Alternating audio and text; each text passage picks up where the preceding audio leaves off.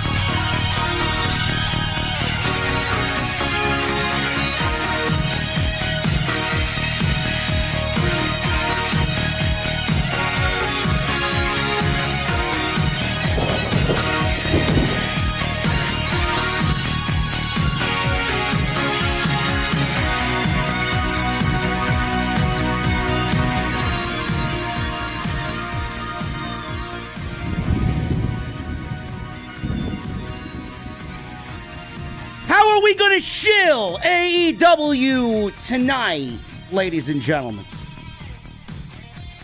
How much is Tony Khan paying me to tell you all that Dynamite is easily the best wrestling show all week? $0. $0, folks. You want to know why? Because I know my shit, and I know a Dynamite compared to a Friday Night SmackDown. Oh, man. Buddy Matthews makes his AEW debut, and my goodness, man, does he look fantastic. I would know. I just called his match not too long ago in House of Glory with Malakai Black. AEW also signs Isaiah Swerve Scott, now known as Shane Swerve Strickland. Now, only if we could get him to unblock me on Twitter, because I was wrongfully blocked, thanks to $0. How's that job at Foot Locker going, bro? I'm sure it's going great. And Revolution,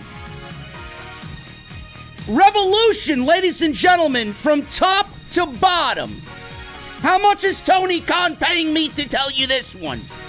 $0. Zero. Revolution from top to bottom is looking better than WrestleMania. Quote me. I'm going to the venue, ladies and gentlemen. We're going to talk about it. I got my cold beverage. It's ice cold. Ice cold. But I got one question for everybody in the chat right now. Meeting me at the venue. What the fuck are you guys drinking tonight? Let's get this over with, man. I got Destiny 2 to play. I'll see you guys in a little bit.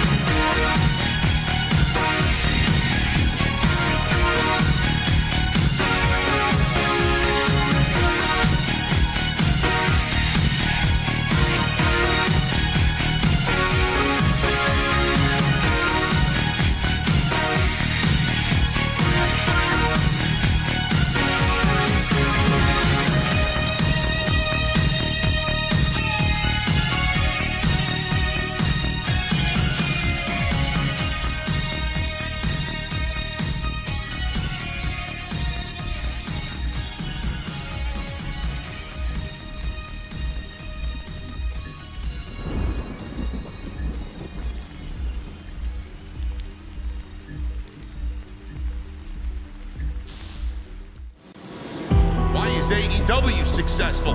Why is Tony Khan running his promotion better than Vince McMahon and Bruce Pritchard are running Monday night and Friday night? Long-term booking.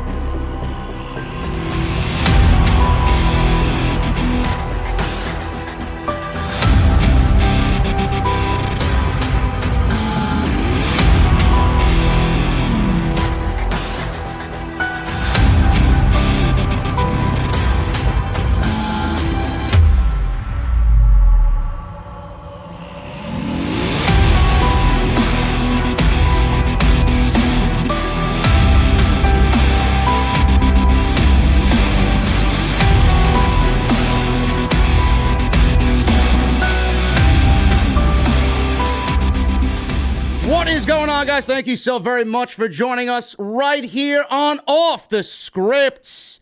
This is your AEW Dynamite post show for February 23rd, 2022. I'm your host, JD from New York, and I am joined by my very good friend, Shitty Destiny 2 Guardian, and the maker of the worst tacos of all time. Man, oh man, I should be a ring announcer. Jesse, what's going on, bro? Not much, man. Gotta say, it's good to be here right now. It's good to... Listen, bro, I know you want to be on Destiny as much as I do, man. I'm at 1538 light. What are you doing? And nobody asked you what fucking light you're at, man. Oh, where are you, man? Where are you? What's going on? Why are you so lazy? You're like the Bruce Pritchard of Destiny 2, bro. Come on.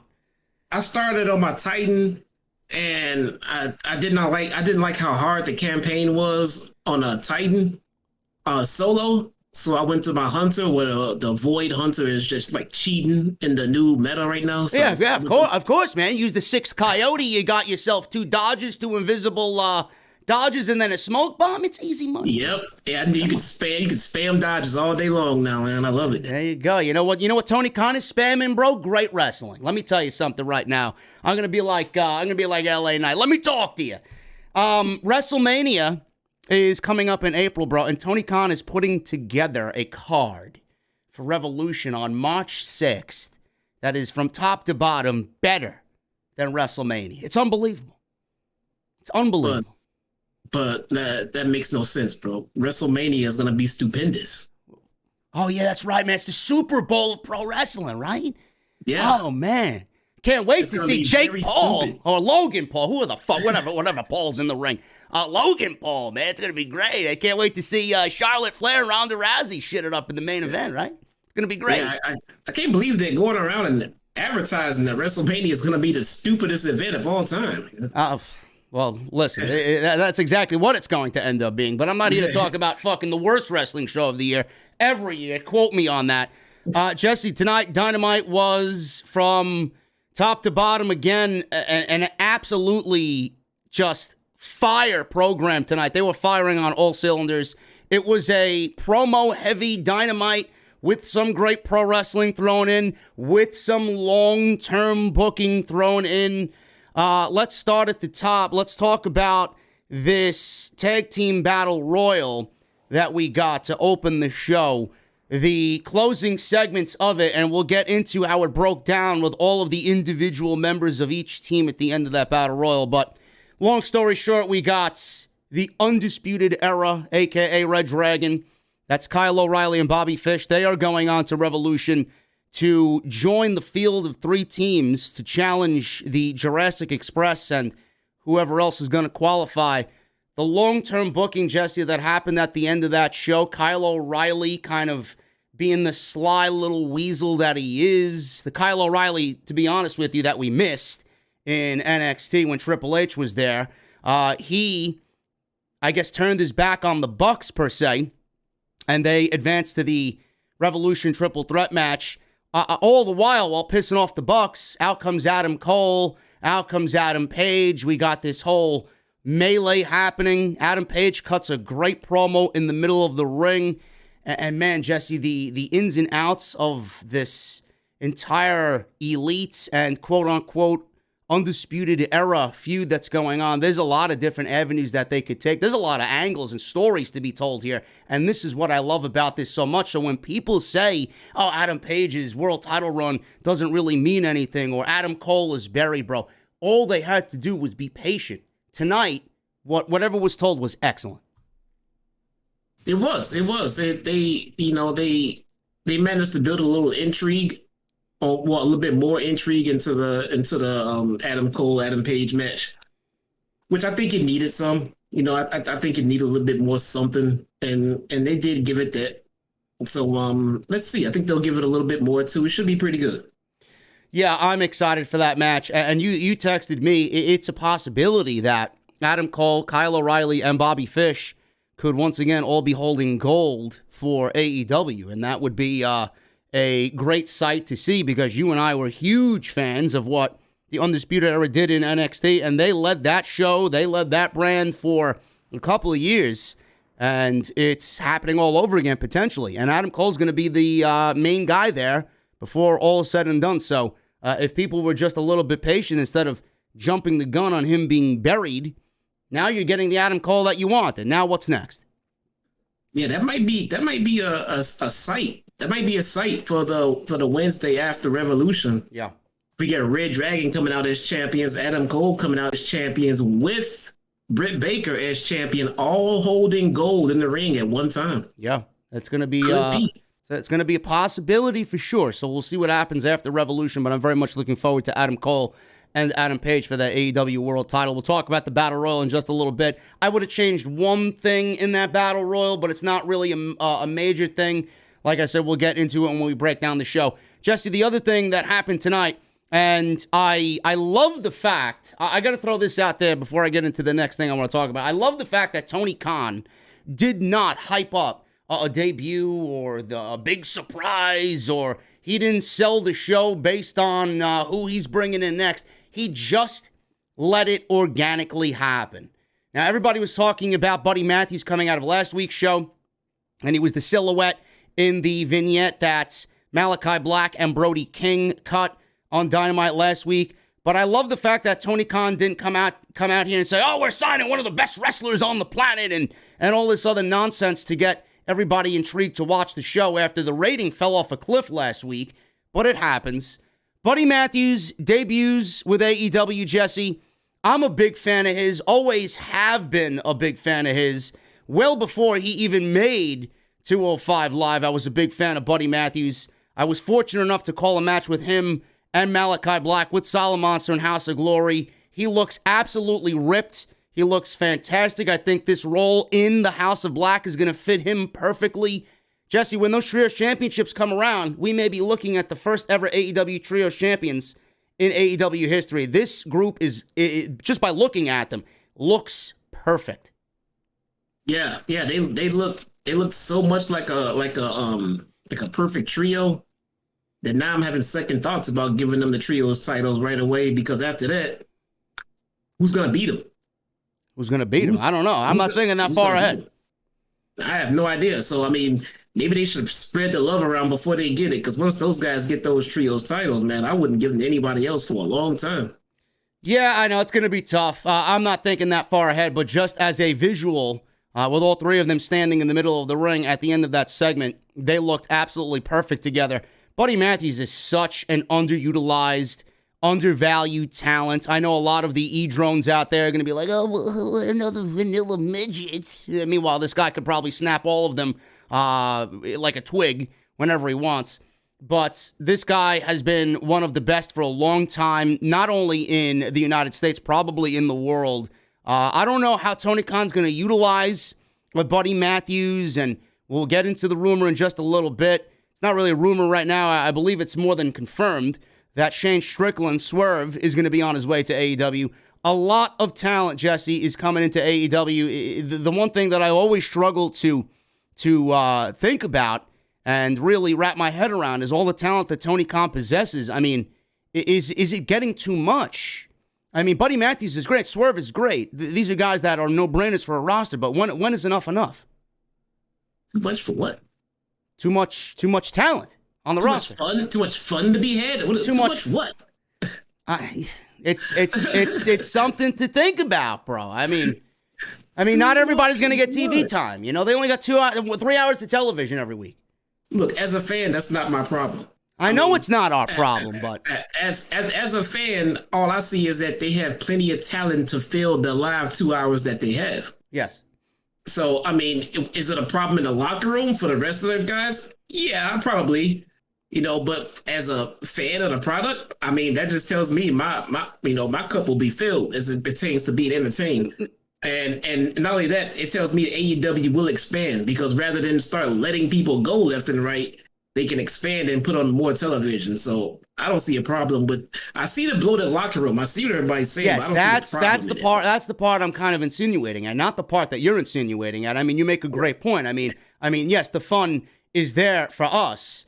And Jesse's clearly drinking. I'm not. I'm drinking a seltzer. Jesse's drinking some hard liqueur.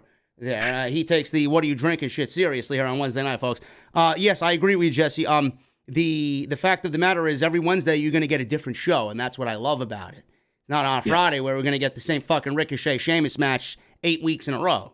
So I agree with you 100%. Yeah. Think about the problem, like within itself, you know, because if they didn't have enough talent, then there will be nowhere for the company to grow. Because then when people want to say stuff like, "Oh, a Rampage should be 2 hours," you know, guys like me and you would come back here and say, "But what roster? They don't have enough people to fill another fucking live show." Yeah. Well, they do now. We need more fucking hours on TV now.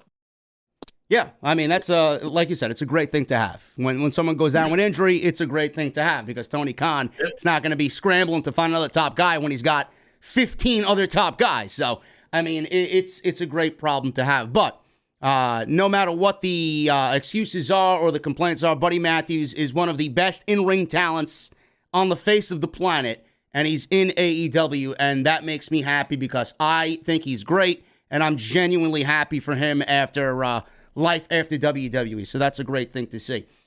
Eddie Kingston and Chris Jericho was the other big thing tonight, Jesse. The promo battle back and forth. Some people said it went too long. I laugh at them. Some people think Eddie Kingston's a jobber, like Chris Jericho said. I laugh at them. This is perfect AEW television.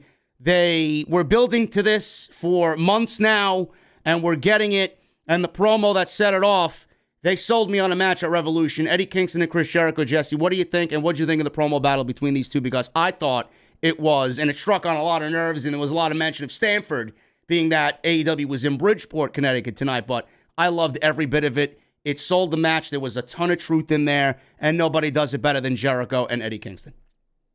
Yeah, this feud has one objective and one objective only, clearly, is to get Eddie Kingston over.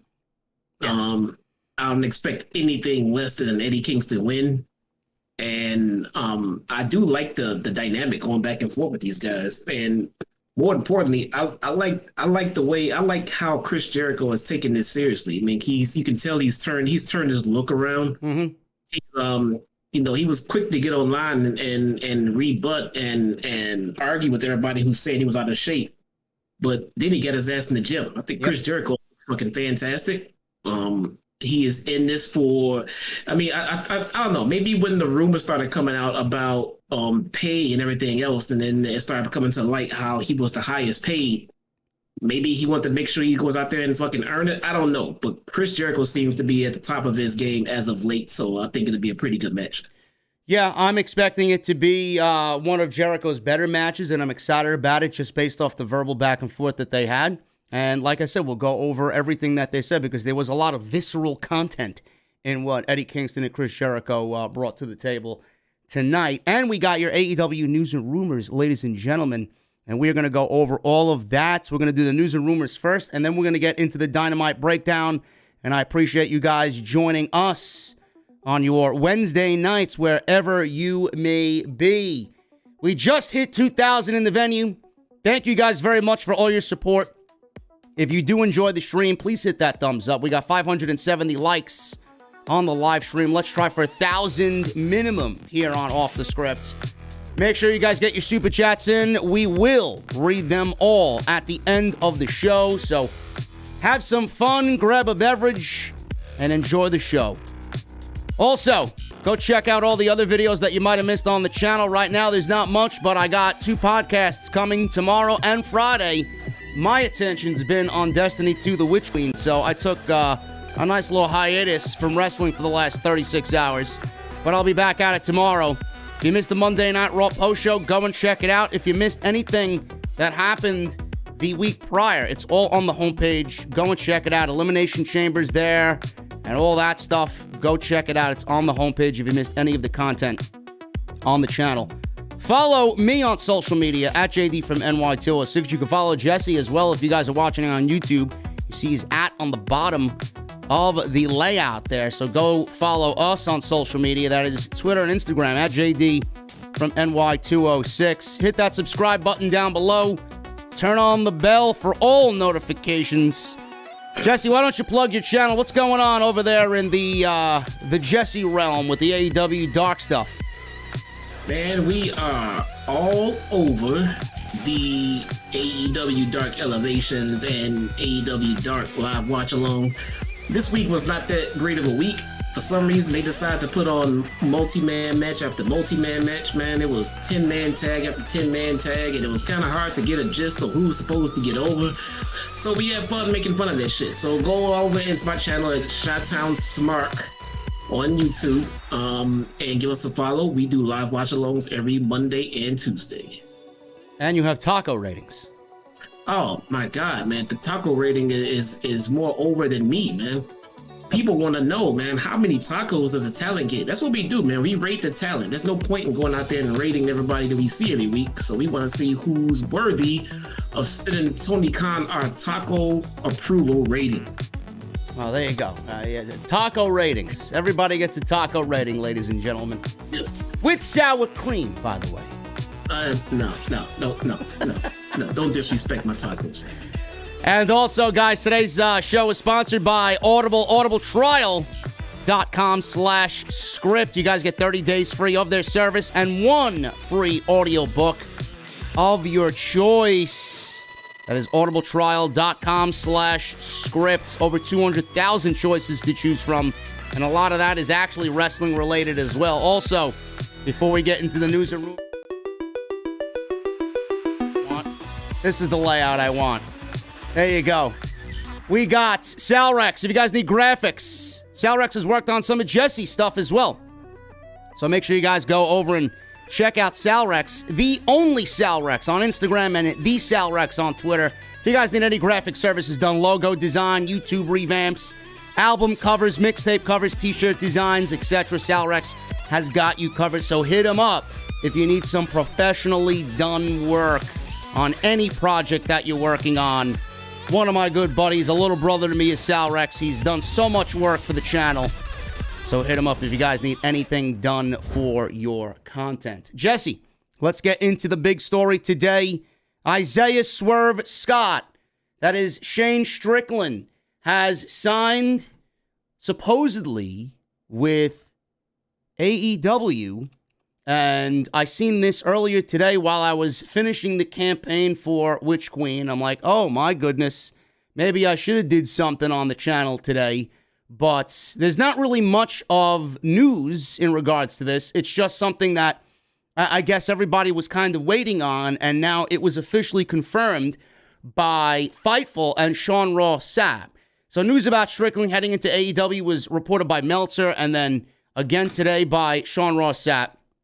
And everybody had a good feeling that he was going to end up in AEW. Fightful added today that many in AEW have been operating as if Strickland was coming in already, and the deal would take effect in the first week of March. People in AEW reportedly inquired about him very early after he was let go by WWE, which I think everybody is pretty still, at this point, stunned by. I am still just kind of confused by letting someone like that go, but that's the thing that Bruce Pritchard and Vince McMahon don't understand, and that is talent. There's also talk within AEW that Strickland can become a crossover star, and there's been talk about talent doing work on Warner Media shows. Since his release from WWE, Strickland has been booked for dates in GCW and numerous high-level independent companies, including New Japan Pro Wrestling, but he's not under contract with them. There was also interest in Ring of Honor as well for their reboot, but clearly that is not happening now. WWE made the call to change NXT Black and Gold, as you guys know, to NXT 2.0, killing the show. They called up Hit Row, which was led by Isaiah Swerve Scott then, and he was the reigning NXT North American champion. Before that, within 2 months of them getting called up, they were all released from the company. So I do have some quotes here from Swerve, but let's get into the thoughts and opinions here first, Jesse. This is a great get for AEW. We always were very high on Swerve, no matter what they did not like coming from the wrestling community. It was not about shitting on Hit Row. It was about how some people in the group kind of handled the situation, and then the situation that was handled, I spoke about it, and it all became a reality for all four of them. But Swerve was one of the guys that you and I both were very high on, and he had the highest ceiling there, and he was let go. He's gonna do incredible in AEW if they just let him be who he is. And you know, I know a lot of people know him from the indies. I honestly think he finally found himself in that Hit Row faction under Triple H. And I do think that he's going to take some of that into AEW, and he's going to be himself. He's going to be a better version of whatever else he was in his previous companies. AEW is going to get the best version of Swerve. They are, and I don't know why they let him go, man. I think it was just pure laziness. I mean, just for the simple fact of, okay, they didn't want the rest of the group. I mean, to each his own, I guess, but to let Swerve go with them just because you didn't feel like repackaging them or just starting them scratch with him with a solo run, just let him go just because. That, I don't know. That's just pure laziness to me. But, you know, their loss is our game. He's going to be fantastic in the division. I could see him right away feuding with Sammy Guevara. Yeah, I mean, I could see him feuding with. I mean, the dream matches, and it's become a regular thing to think about. The dream matches that could be had with legitimately anybody: Sammy, Darby, Jungle Boy, Andrade, Malakai, Bryan. Anybody you throw in there with him, it's going to be an absolute banger. I always thought he had that type of potential. You know, WWE wants to call Ricochet a superhero. I always looked at Swerve as somebody when Ricochet left NXT. He was such an easy shoe-in replacement for Ricochet when Ricochet got called up to the main roster for NXT. He did everything that Ricochet did and just as good. And like you said, it was sheer laziness. He had, like I said, a high ceiling in WWE. Nakamura and IC title, feuding with Styles or Kevin Owens or Seth Rollins. I mean, the potential was just there. And Hit Row was actually a very good faction. They had the potential to be something different, something new, something fresh. And that's exactly what that company needed. And I don't know if they're going to be back together at any point doing that shtick again, but AEW is getting the best version of Swerve, and he's going to be a big deal here. And plus, he looks it, he feels it, he comes off as it. If he wants to do movies and TNT specials or whatever for Warner Media, that's a great get as well, because not everybody wants to be confined to be a pro wrestler. If there's more doors opening and you can handle it, he's a rapper, Jesse. I mean, he's very good at what he does. So if that opens more doors for him, I mean, that's a blessing. That's great for him. No, I listen to some of his music, and he is a damn good rap artist, too. He is. It's not my cup of tea, but the guy's got fucking talent, I'll tell you. Yeah. I took a minute to actually listen to some of his stuff, and yeah, it's pretty damn good, guys. We got a bomb in the chat, though. Yes, we got 100 from James, and no message. Well, no message. I mean, thank you, James. I appreciate you, bro. What are you drinking tonight? Anyway, we got Swerve. We got Swerve coming to AEW. That's the big story. Did you hear that they're reuniting on the Indies? They are. Yes, I did read that. They are reuniting on the Indies, but I don't know where. I don't know how well it's going to be received. But I always said that he was the figurehead of that group, and if anybody was going to go on to do anything after life after WWE, it would be him. So we'll see what happens and what comes out of that. Maybe Tony Khan brings them in for a couple of one-offs. I don't know. I don't really want to see it. It's a dead act now that it's been released from WWE. Keep it on the Indies. Swerve knows that the money is in him doing solo. And I think everybody kind of knows that as well. Something else I saw on Twitter, I don't know, maybe you didn't see it because they all fucking blocked you, but I saw Top Dollar on stage with fucking KRS-One. Yeah, I did not see that. I don't know if you know who KRS-One is, but if KRS-One wants to come out and publicly say that Top Dollar can rap, it's kind of hard to argue with the guy, man. He's literally one of the founding pillars of fucking hip hop. So I don't know what to fucking say about it, but I'm not gonna argue with KRS-One. I will just stick to with I just don't like him myself. I don't like Bottom Dollar. But I was fucking floored to see him in a picture with fucking KRS-One, bro. Like my mouth was still dropped to this moment. But well, that's the thing with everybody. I mean, you read what you read on social media, you read what you read in the dirt sheets, and all the fucking bullshit that he tried to deflect when he was released from the company. I'm not saying he's not a talented guy, but I do think that his mouth got all four of them in trouble, and it's not very difficult to see. If he just remained humble and didn't get ahead of himself, he may still be there.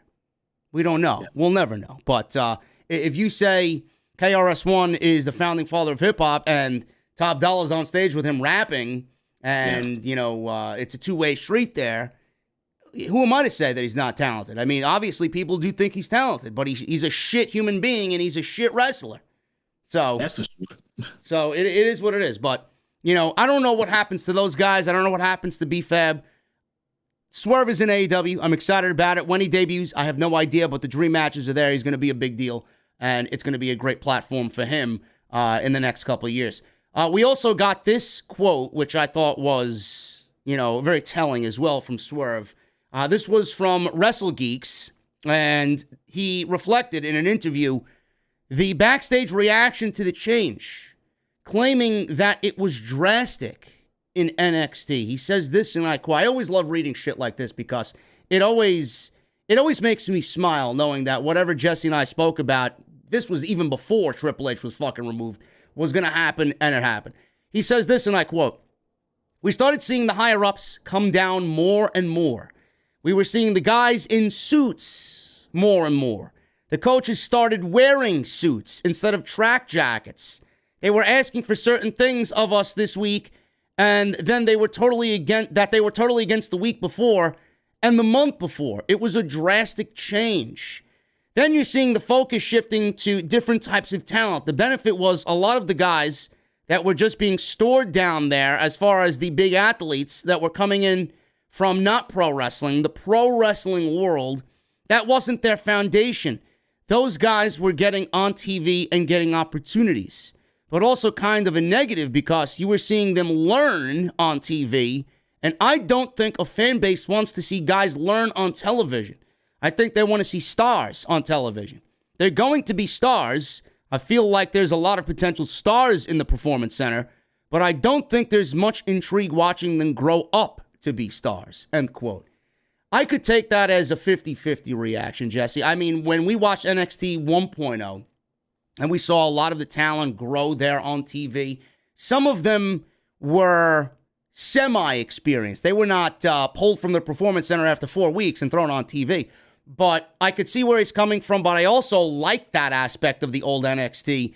The new NXT's not doing that. They're doing it very rush because they're in a desperate attempt to create new stars. Triple H had a lot more time. He was cultivating the talent, pulling talent from the indies, learning the WWE way, and then they were put on television. All they needed to do was really learn the WWE way and then learn television. And I like them growing up on television. I like watching from week 1 to week 12 how they've kind of matured on TV. What do you think of that? Well, yeah, of course. That's why I watch Dark every week, man. Dark is my new NXT 1.0. I mean, in every way fathomable. You know, it's not on national television. The stuff that happens there is inconsequential, whether it be good or, in their case, bad. You know, if it's that bad, they don't have to air it at all. And if it is that bad, they can just air it and show everybody what we need to work on. And you have lower expectations when you watch Dark. You know, when you're watching WrestleMania, you don't expect the same level of a show as when you're watching just some indie show or a house show or something like that. So your expectations change. I'm watching WrestleMania, I expect something huge. I'm watching Dark, I just want to see some fucking wrestling. I just want to see how everybody can wrestle and if they can wrestle. And that's what we get. We get the simple bare bones of wrestling on Dark. And I think that's where it's underappreciated. Yeah, no, I think Dark, during the pandemic, especially Dark, was the most important show in all of pro wrestling. That's something I still say. But Triple H was never putting brand new talent on 2 hours of television. He was never giving all these opportunities to brand new stars that didn't have a name for themselves or didn't have any value for themselves, didn't know what the fuck they were doing. He always picked and chose when and where, and always gave them a reason to be on TV, and always introduced them right. Swerve with this NXT, I feel like he's kind of in the same boat with the way we think. WWE gives you 2 hours of NXT 2.0, and everybody, that first episode especially, when we watched with our jaws to the fucking floor, that whole show was, you know, obviously you got your NXT guys, your NXT originals, and then you got a whole show of everybody that you never even fucking seen before. So it's like, yeah, I get it. I don't want to see that, but I do want to see them, you know, pick and choose who gets to TV and then mature on TV. I think that's a great thing to see because their story is being told, and I want to be a part of their story. Yeah, it was normal. We would hear stories about, you know, such and such signed with NXT and is working at the PC, and then we don't hear shit about them for months. Yeah, and then all of a sudden, boom, they're on NXT television. You know, and that's the best way to do it. You know, Hunter had the best job in the world. If he's in Stamford, he sits in his fucking office and he sits and watches his monitor. And he can sit and watch all of the fucking talent working at the PC while he's in fucking Stanford listening to Vince bitch about shit. You know, and he can sit there and he can decide who was who, what is what, you know, go down to the PC, see him work live, and boom, we see him on NXT television. You know, for example, The Rock's daughter, Simone, has been signed with WWE for what, 2 years now at this point? Haven't heard a fucking word about her. Not a peep about it. And that's a beautiful thing. I mean, gosh, she's not buried. She's not getting lost. She's developing and she's gonna pop up on NXT television one day as The Rock's daughter, and she'll be the women's champion, and then a week later. Yes, please continue to book future WWE television. That will be nauseating. Yes. How many matches are we gonna get with Rock's daughter and fucking Charlotte Flair? Oh my God. Charlotte Flair. Jesus, she'll be at next year's WrestleMania. Jesus fucking Christ. I can't wait, man. What a fucking sight to behold, huh? Listen, Swerve is going to be great, and I'm very happy that he's being brought in by Tony Khan and AEW. I got Cody Rhodes news, Jesse. I got more Cody Rhodes news. I don't know if this is going to change your stance on anything, but Pat McAfee says AEW was terrible, and Cody Rhodes is coming into WWE. He's WWE bound. So he had a Pat McAfee show this week, and there was a reference about Cody Rhodes on the show. McAfee says, I guess Cody Rhodes is coming to WWE. Who cares? Him and his little friends started something. It was terrible. We actually went head-to-head with them on Wednesdays. We beat them a couple of different times. Maybe like 4 or 5, but I mean, who's counting? Who cares? The hell with Cody Rhodes. And then he later clarified that he was joking about Cody, and he actually is pumped that he's coming to WWE. He says, if he's coming to SmackDown, I'm excited about it. McAfee then joked that WWE should put him back in the Stardust gimmick. So we got a lot of teases on Monday Night Raw about Cody. One from The Miz, one from Edge in regards to WrestleMania. Miz wasn't talking about Cody, but Edge could be talking about Cody. We don't know yet. But what do you think of that, Jesse? And then also, Cody is teasing retirement, or was teasing retirement on social media with all the WWE rumors.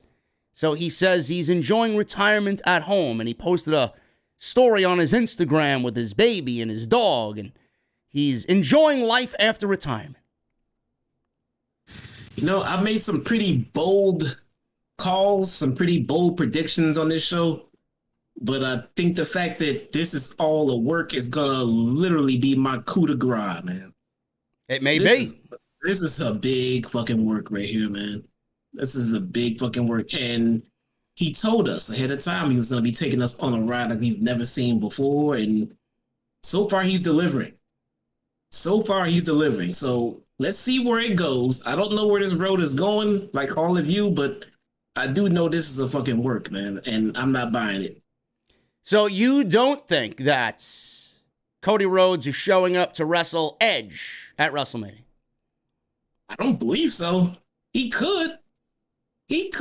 I mean, he could show up in WWE, and I still think this is all part of a work. If he shows up in WWE, maybe a one-off, if that. Now he's teasing retirement, and then all this other shit. Then he's teasing the Elimination Chamber. Now Edge is teasing him at WrestleMania. Dude, this is all a big fucking work, man. I don't know where it's all going or what exactly the content of this work is, but Cody Rhodes will be back in AEW this year. He very well could, and, you know, who's to say that he doesn't end up there, and all this was part of something that's going on there, like Jesse said. He's not signed with anybody. It's all hearsay. It's all rumor. It's all innuendo. WWE using this to generate buzz. They drew a 1.8-something rating on Monday night, so people clearly were intrigued about possibly Cody Rhodes showing up. I would not even debut Cody Rhodes in WWE on Raw or SmackDown leading into WrestleMania. If he does show up and he's signed, sealed, and delivered, I'd wait for the Monday Night Raw after WrestleMania, but that's just my honest opinion. If he shows up on the road to WrestleMania, a match with Edge is perfect because they desperately need some reason to watch this fucking show in April. And if you're giving me Cody versus Edge, the promos leading up to that match will sell me just in itself. But the thing with Cody is, Jesse says it's a work. I'm still 50-50. I don't really know what to think about it. And it's always going to be a case of what if with Cody. Like, all he needed to do was just go heel and be a company guy for Tony Khan. He didn't want that. And now we're getting this this ride of our lifetime, whatever the fuck that means. But we'll see. But he's still in the news. Everybody's talking about him. And this is why he's winning. Because if he just, went with the status quo and just turned heel and did, all this other shit, he'd be like everybody else, on the show. But as it stands right now, Cody is the biggest topic of the entire wrestling world. So whatever he's doing, he's winning. I mean, because any other way, we would not be talking about Cody this much at all. But as it stands, everyone from every promotion is all talking about Cody. Cody, Cody, Cody, Cody. So his value just goes up and up and up and up. So he's doing something right. He always does something right. Yep. He knows what he's doing. So we'll see what happens. His name is in the news. Pat McAfee talked about him. Miz and Edge talked about him. All the innuendos. WWE clearly having fun with this. No mention of any Cody Rhodes on AEW since he's been gone. He's been taken out of the video package at the beginning of the show. Chris Jericho even referenced him as something, that other guy today. He didn't even mention Cody Rhodes, talking about Eddie Kingston's debut with AEW. Yeah, that other guy that you debuted against. So clearly everybody is, playing their role in this, whether it's him leaving AEW or joining WWE. Everybody's playing their role, but it's going to be a great thing to see, and it makes at least some part of the entire season somewhat intriguing and unexpected. But Jesse, let's get into the show. We got Issa starting shit in the chat, man. Get her out of here. What is she doing? If you don't want to see Styles versus Edge, we can't be friends. Get her out of here. Yes, AJ Styles just signed a new WWE big money deal as well. He should be sending a thank you card to Tony Khan in the mail. Big money AJ, man. Yep. Shout out to AJ. No, all the AEW people are upset that AJ Styles didn't go to the indie promotion. I'm happy for AJ Styles. I want AJ Styles to be in a top tier program on Monday night. The fuck are you talking about? Good for him, man. Good for him. AJ Styles is worth every penny that WWE is now paying him. Yes. But without AEW, WWE wouldn't realize that he's worth that much money. Yes. Absolutely correct. Yeah, so I don't want it to be like, he's only getting it because, AEW. No, he's getting it because he deserves it and he earned it. But WWE does not even know how good he is without AEW being here. Of course they don't know how fucking good he is. Look at what he's been doing for the last year. He's been teaming with fucking Khali 2.0. He should be in a WWE Championship program. Of course he's worth all the fucking money they're giving him. He's one of the best wrestlers on the planet. How long did they saddle AJ with trying to get this guy over? Man? Say again? How long did they saddle AJ with trying to get Omos over? Oh, I don't know. I don't think Jesus Christ could come down from the fucking heavens and deem him the best wrestler in the fucking world. He still won't get over. Yeah, I don't know how long they were tagging, but that was a waste. That was a complete waste of resources, leaving AJ Styles to try to get this guy over. Man. Omos. And where is Omos? Is Omos over, or are they pushing him, or is he? What's going on? I don't know. I don't. He's probably somewhere, some fucking random nightclub, being Shane McMahon's doorman again. I don't fucking know. Who cares? Waste, dude. What a fucking waste. Omos. Anyway, I'm not here to talk about Omos. Let's talk about this Battle Royal. We got this AEW Dynamite Battle Royal. Now, the whole story with this is you have 3 teams at Revolution. One is Jurassic Express. The next 2 teams will be determined via a Battle Royal and then a Casino Battle Royale next week. So today we're getting the regular tag team Battle Royal. You know the tag team Battle Royals that WWE do, and when one guy's eliminated, both guys are eliminated. That's their ruling in the tag team Battle Royal. AEW doesn't do that. Apparently, they hate tag team wrestling so much over there, they can't fucking come up with logical rules for a Battle Royal. But, Jesse, I hate Battle Royals. I say this every time, whether I'm doing a Raw or SmackDown Battle Royal or whatever the case may be. I fucking hate Battle Royals. I think they're lame. I always loved like the Royal Rumble, the countdowns, time in between, everybody in the ring. It's just cheesy. But this one, I will say, this was probably the best tag team Battle Royal, and AEW's had a couple of them already. Probably the best tag team Battle Royal that the company's done. There was a lot of sense of urgency in this one. I felt watching this that everybody could easily win it. Anybody could win it. I felt like everybody in there when we got down to the nitty gritty that everybody really wanted to win it. There was a lot of good stuff in this thing for a Battle Royal. It was. They told a few different stories in the match, you know, and I like how the teams came down to one participating member from each team and everything else, and even the interference. You know, you didn't see it coming. I'm kind of upset we didn't see Danhausen come from under the ring. Though, gotta admit, you know, when I saw Orange pop up, I was hoping it was Danhausen, but it wasn't. So there's my complaint. No fucking Danhausen tonight. Yeah, you got to give Tony Khan credit though for not using him in that spot every week. It's gonna get old, so he's kind of picking his spots with him. I understand that. Yeah, you gotta find something different for him. I get that part. But this, like you said, it came down to one man individually for each of their teams towards the end. I want to talk about Matt Hardy again. Matt Hardy walked out on Private Party in response to them getting eliminated in this battle royal. Before long, it's going to be Matt just leaving the Hardy family office, and they crumble to the ground. I can't wait for that date to happen. And then in comes Jeff Hardy, and the Hardy Boys will be back. I'm very interested to see how Tony Khan is going to incorporate Jeff into AEW television, then join back with Matt and join the Team Extreme once again. So we'll see what happens with that. I know you're not interested in that, but it's only a natural thing, a natural occurrence that's going to be happening on AEW television. So get used to it. Let's get it out of the way, man. It's going to happen. But Matt Hardy walked out on Private Party. So they are once again teasing dissension there with the Hardy family office. Santana is the guy I want to talk about here. Ortiz was eliminated in this match, which left Santana by himself. John Silver was one of the remaining members of this battle royal at the end of the match. I love John Silver. I think John Silver is great. Nobody really knows how good he is until you actually physically see him move around in the ring. It sucks that, everybody's going to point to his size as being the reason why he'll never be on WWE television. The guy's a fantastic professional wrestler. Shut the fuck up. But the spot for John Silver, I get why they did John Silver, but I would have had Santana in that spot. But after everything happened, I see why John Silver was there, because it played right into the Adam Page thing. The point I'm trying to make is I think Proud and Powerful, man, I don't know what's going on with them, when they're going to get their opportunity, but man, I'd love to see Santana and Ortiz get some real momentum or consistency underneath themselves. I feel like they always have their legs cut out from underneath them.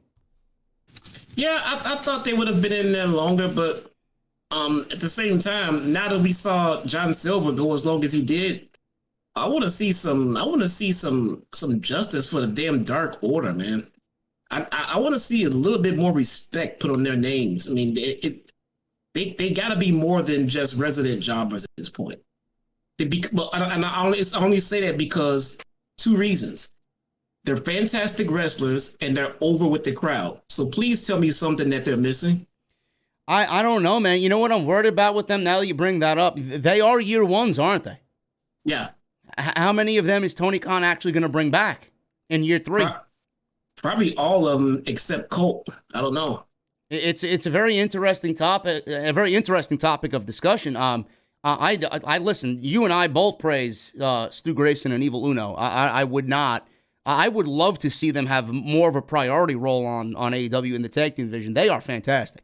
John Silver's great. Alex Reynolds. I mean, give or take, he's good with Silver. By himself, not so much. I don't know, man. It's going to be a very interesting year 3 for the Dark Order. They have really, really, really good comedic timing, and I think that's a part of their downfall, that they're now pigeonholed to a comedy spot, when if they were given serious roles, I don't see any reason why they can't nail them, because again, they kill it in the ring. They kill it on promos. The crowd is loving the Dark Order. I'm not sure what else you're looking for as it pertains to someone getting a little push. I mean, I'm not saying give them the titles and run with them, but they got to be more than just resident jobbers, man. Yeah, no, I hear you. Angel Elaga with a $150 bomb, middle of the stream. Angel, thank you so much, brother. Holy shit. You guys want to get in on the action, man? There you go. Be like Angel. $150 bomb. Thank you so much, Angel. We will read the super chats at the end of the show. Santana eliminated Bolt 2.0. And then the Young Bucks eliminated Ortiz, so he was in there by himself. The Bucks and FTR faced off. I got a little news article on FTR, which I'll go over in a little bit. But then Red Dragon interrupted, and the teams were all reset at that point. We got FTR eliminating Nick Jackson. Orange Cassidy saved Trent, who was in there for his team solo, and Orange Cassidy saved him from being eliminated. Bobby Fish was eliminated. Tully Blanchard tried to help Cash eliminate Silver, but Silver turned it around and sent Cash over the top rope. So there was a little anger there on Tully and Cash's part. There was Santana and Trent in the middle of the ring, staring down. Crowd was giving these two a standing ovation because everybody knew the history between these two teams. Best friends and Proud and Powerful with Sue, Trent's mom. That big parking lot brawl at Daly's place. Unbelievable tag team match. Probably one of the best Dynamite main events that they've ever done. So people were giving them a standing ovation. If the time is right, I'd love to see another tag team feud, maybe with the titles on the line in the future between those two teams. But they were in the middle of the ring, and they were going back and forth. So we're down to the Elite and the former Undisputed Era. They both took them out. So O'Reilly and Matt Jackson took out both Santana and Trent. I wish Santana got a little bit more time in there. I think he's really getting over as a babyface, and he's nothing against Ortiz at all. But I don't know what you think, Jesse, but I could absolutely see Santana at some point in his career being a very viable single. I cannot. You cannot. No, to be honest, no. And there's nothing against him. I mean, it's just all things considered, the size of the roster.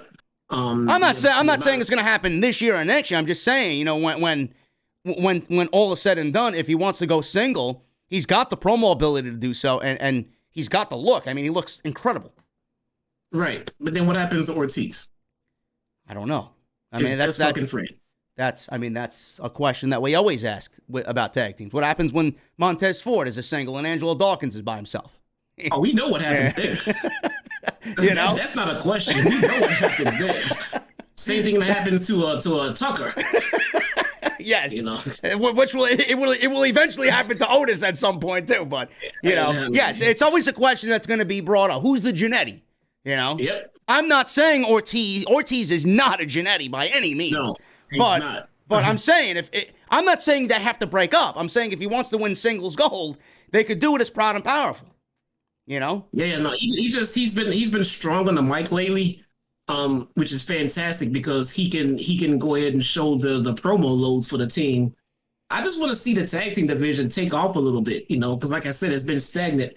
But again, it does look like they are positioning the tag team division to do big things again, like they did in year one. Yes, and I love that because Wednesday's legitimately the only night of wrestling during the week where tag team wrestling actually thrives. So I very much appreciate that. So we're down to the final four here. We got Matt Jackson, we got Kyle O'Reilly, Dax Harwood of FTR, and John Silver. I like the fact that there was not a full tag team in this set, and I love the sense of urgency on everybody in this match. O'Reilly and Dax fought on the apron. Fish was already eliminated. He came over and eliminated Dax without actually being in the match. So Silver was then running all over Matt Jackson, and he was eliminated eventually by Matt Jackson. Then O'Reilly, there was a moment, Jesse, in this match where it was O'Reilly and Matt Jackson. They were maybe kind of working together a little bit in the match before, but then O'Reilly kind of faked an injury towards the end. He's like, no, you eliminate him, man. We'll win this one together.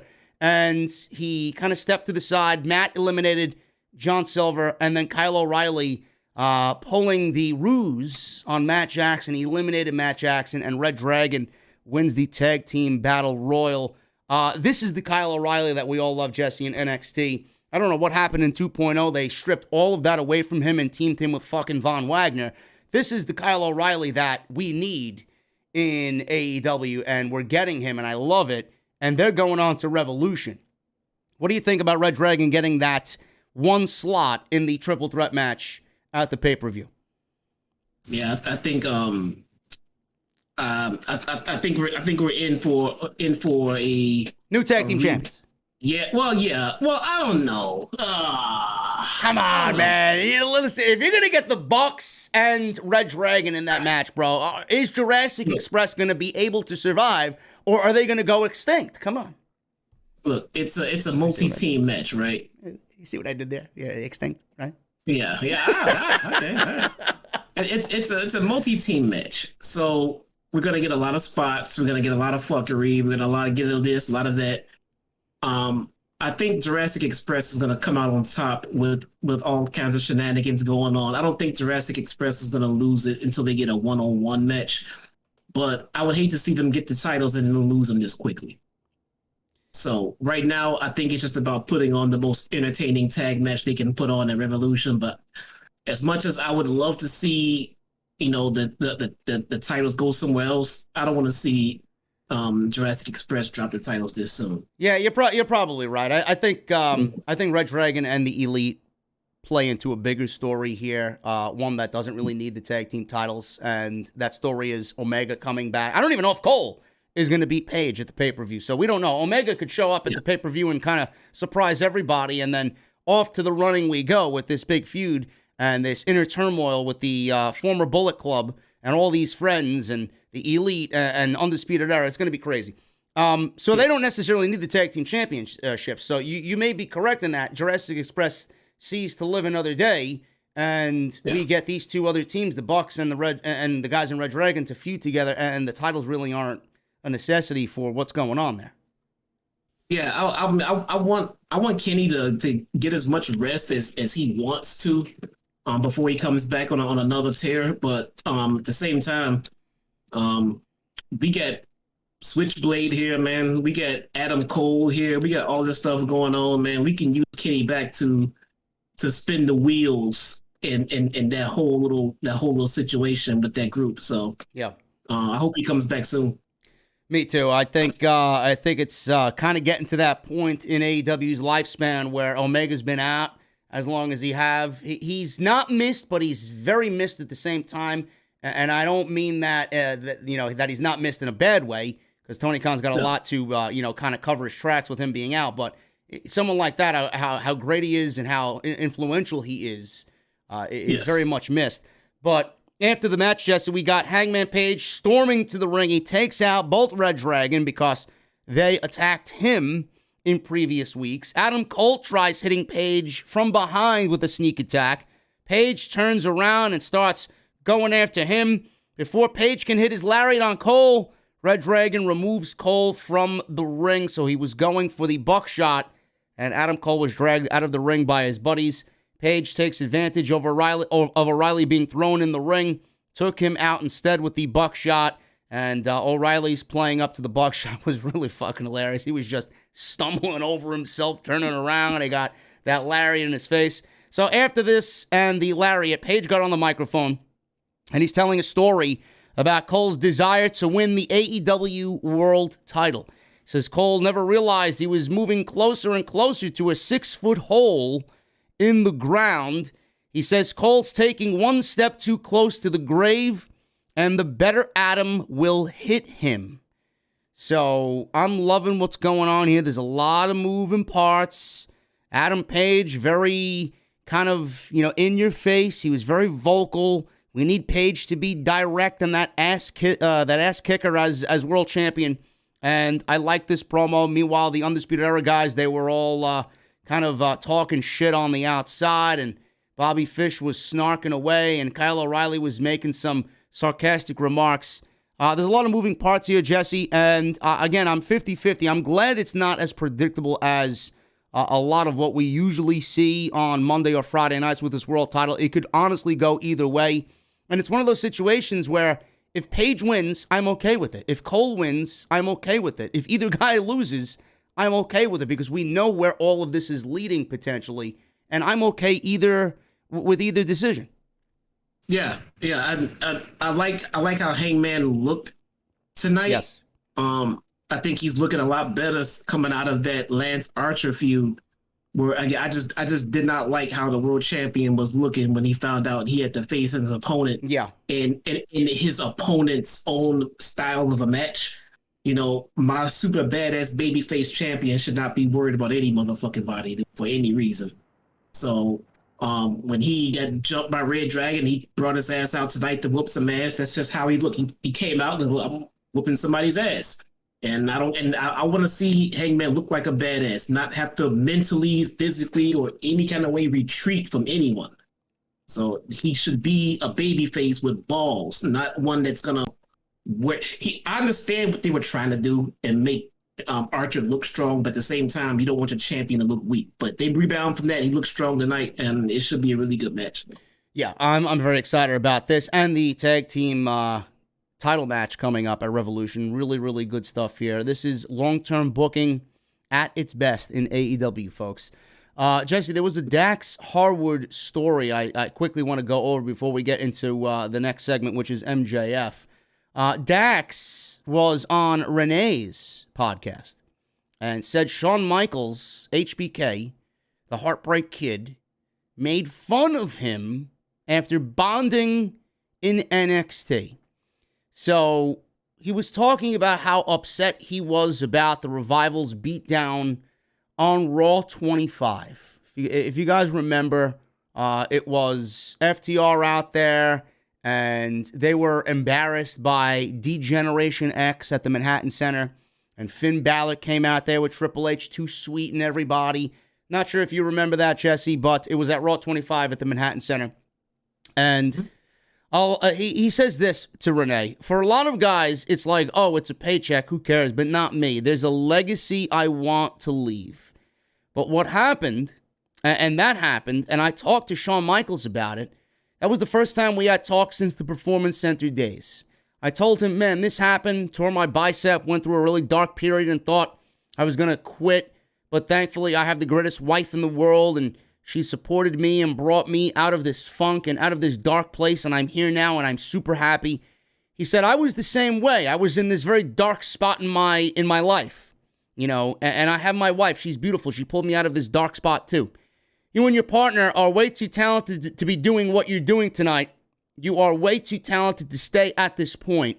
Just keep your nose to the ground and keep grinding, and you'll get over. I said, oh, Shawn, thank you so much. So then, that was the good, and now the bad.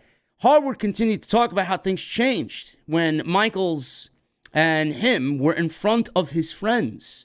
He says this, and like, well, we had this bonding moment, and that's the part I just talked about with you guys. And then we got in front of his friends, X-Pac, Hunter, Billy Gunn, Road Dogg, Scott Hall.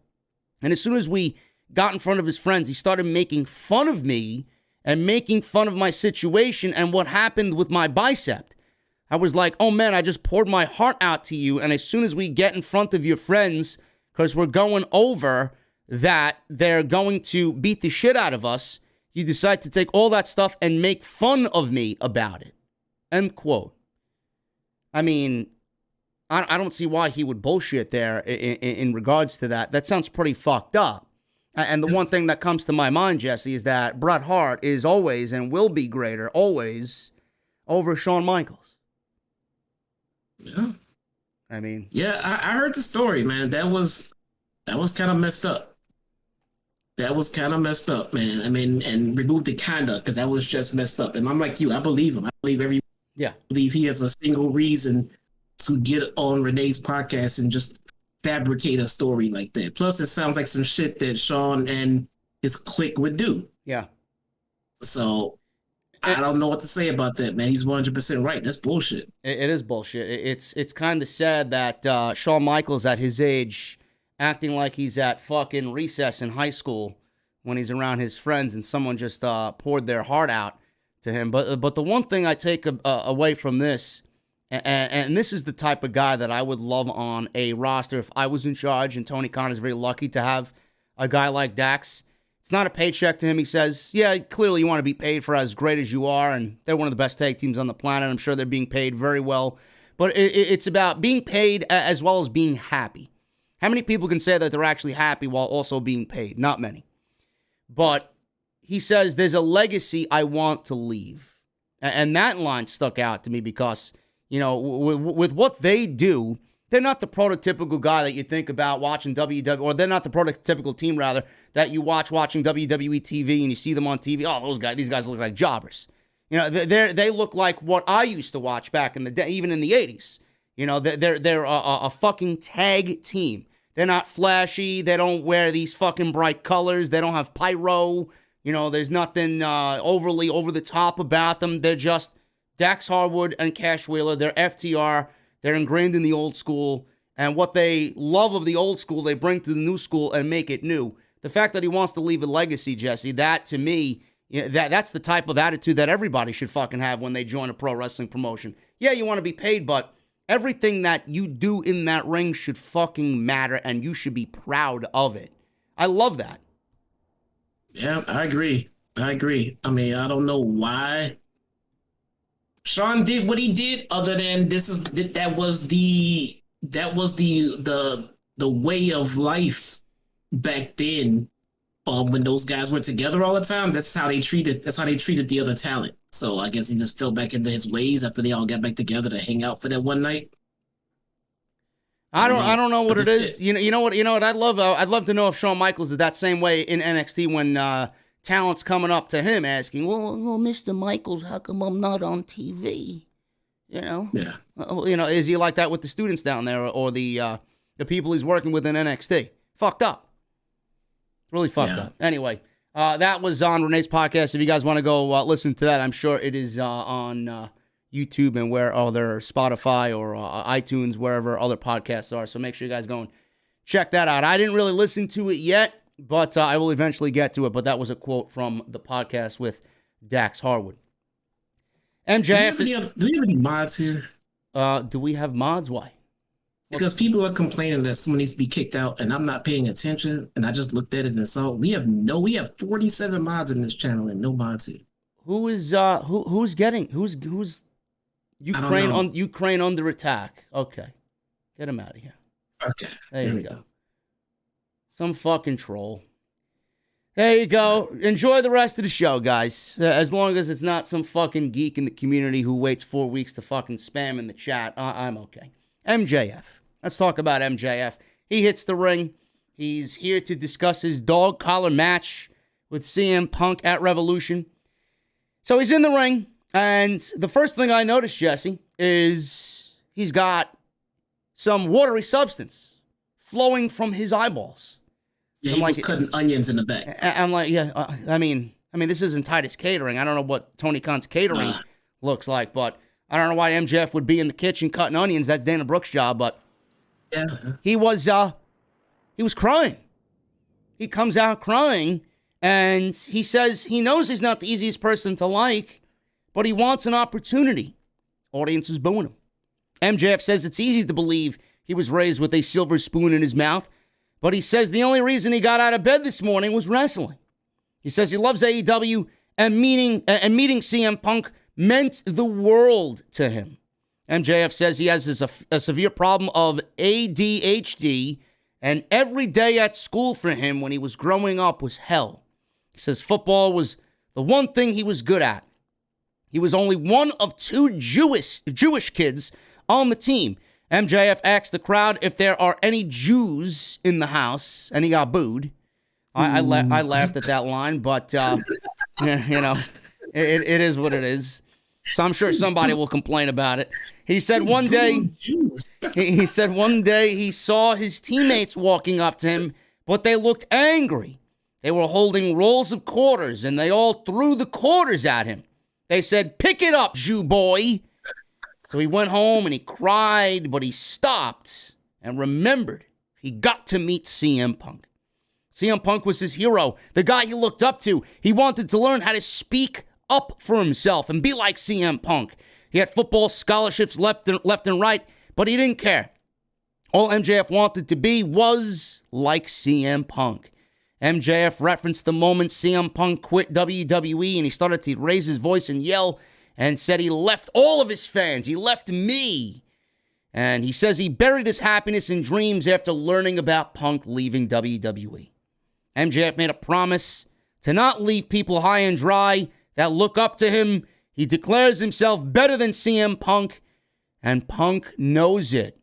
So Punk comes down the ramp, no music. He storms down the aisle. Very confused look on his face. Punk then gets into the ring. He asks MJF. He was very hesitant to walk up to him because you never trust MJF. Punk asks MJF if his story was true. Is this true, Max? Is it real? MJF said, yes, it's true. Still tears running down his face. He's got red in his eyes, and he just leaves the ring. Jesse, MJF is quite the fucking actor, man. We should give him an Academy Award.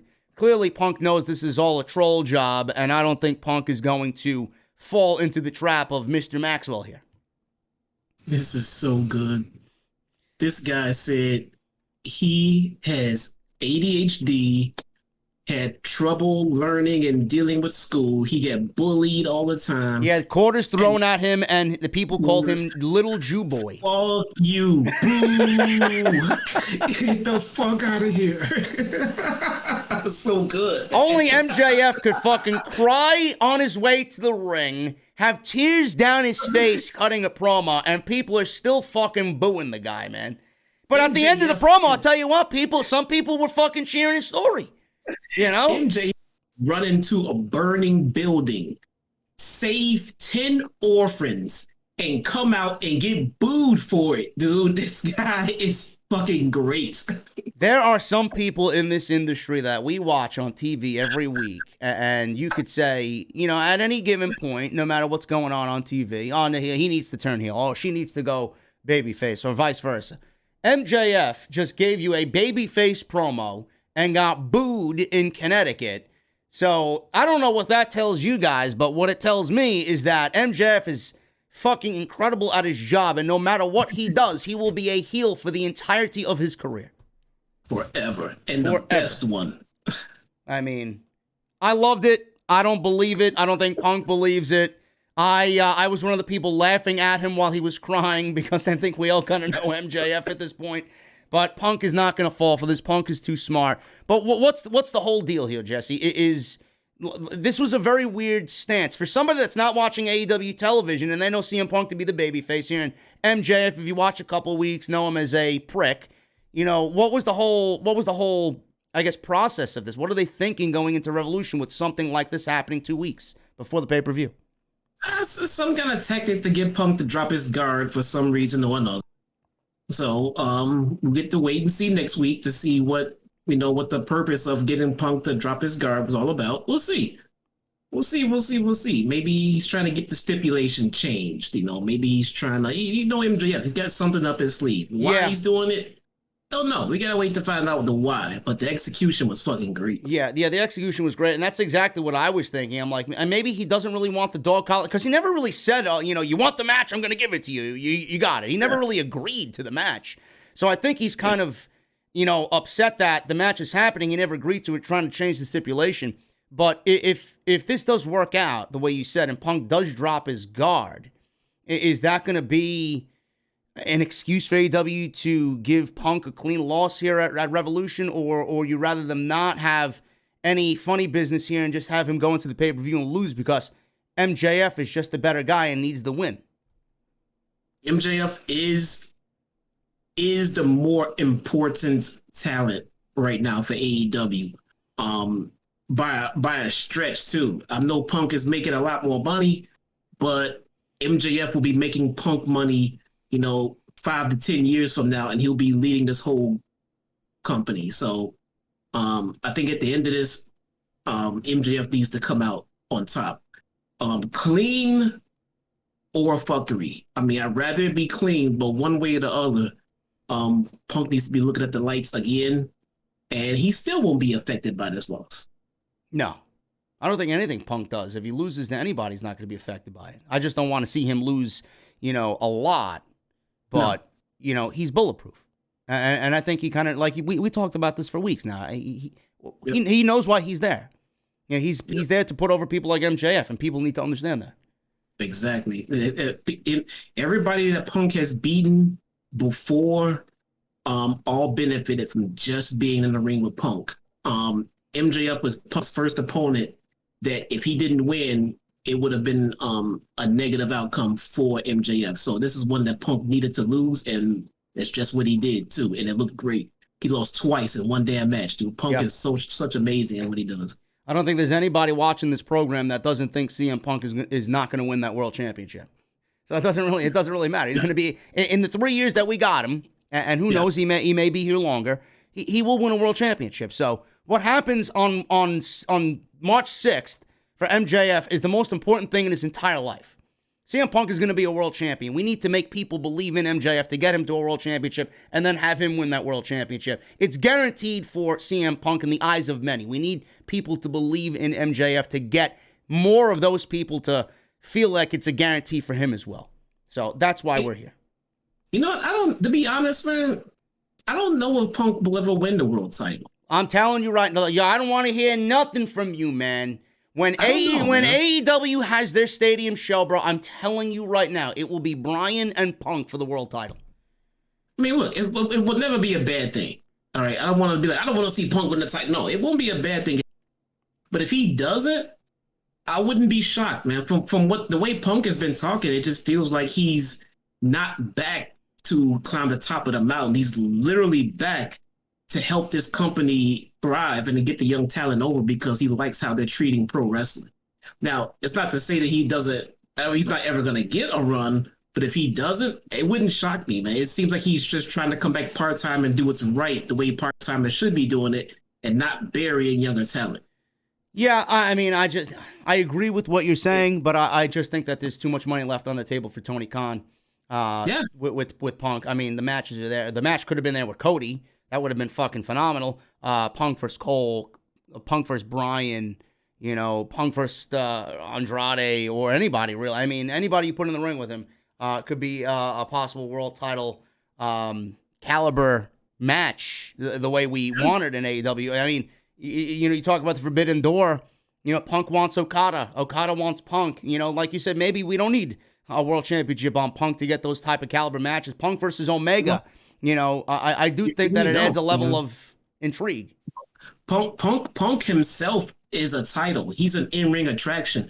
He reminds me much like the Undertaker and the Undertaker's last, I don't want to say last final run, but like the last good 10 years or so of his actual in-ring career.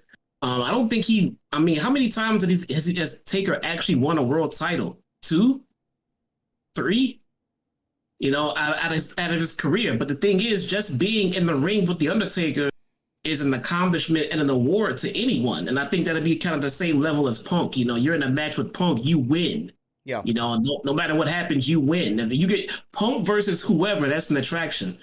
Put a title on it, and it's better. But even without that title, it's still an attraction. I think Punk is kind of like this era's Undertaker in the sense of you get a match with Punk at Revolution. Holy shit, you're moving up. It doesn't have to be a title match. You get Punk, you win. Yeah. Didn't all the people complain when Punk beat Will Hobbs at Grand Slam? Remember that when all the people complained? Oh, why is Will Hobbs getting another loss? I mean, I didn't hear those complaints. But then again, people complain about everything. Yes, they did complain about everything. They did complain about it. Yeah. Why is he losing to Punk? Hobbs should be beating Punk. No. Hobbs benefited from being in a program with Punk. Yes. Now, who do you think chose Will Hobbs there in that moment? Was CM Punk? I mean, you have Hobbs beat Punk. And then going forward, then what? Then Hobbs loses to who the fuck ever. Hobbs loses to fucking Dante Matt Sydal. Give me a break. Yeah, at that point he better go on to the world title. He just beat Punk. No, he's on a roll.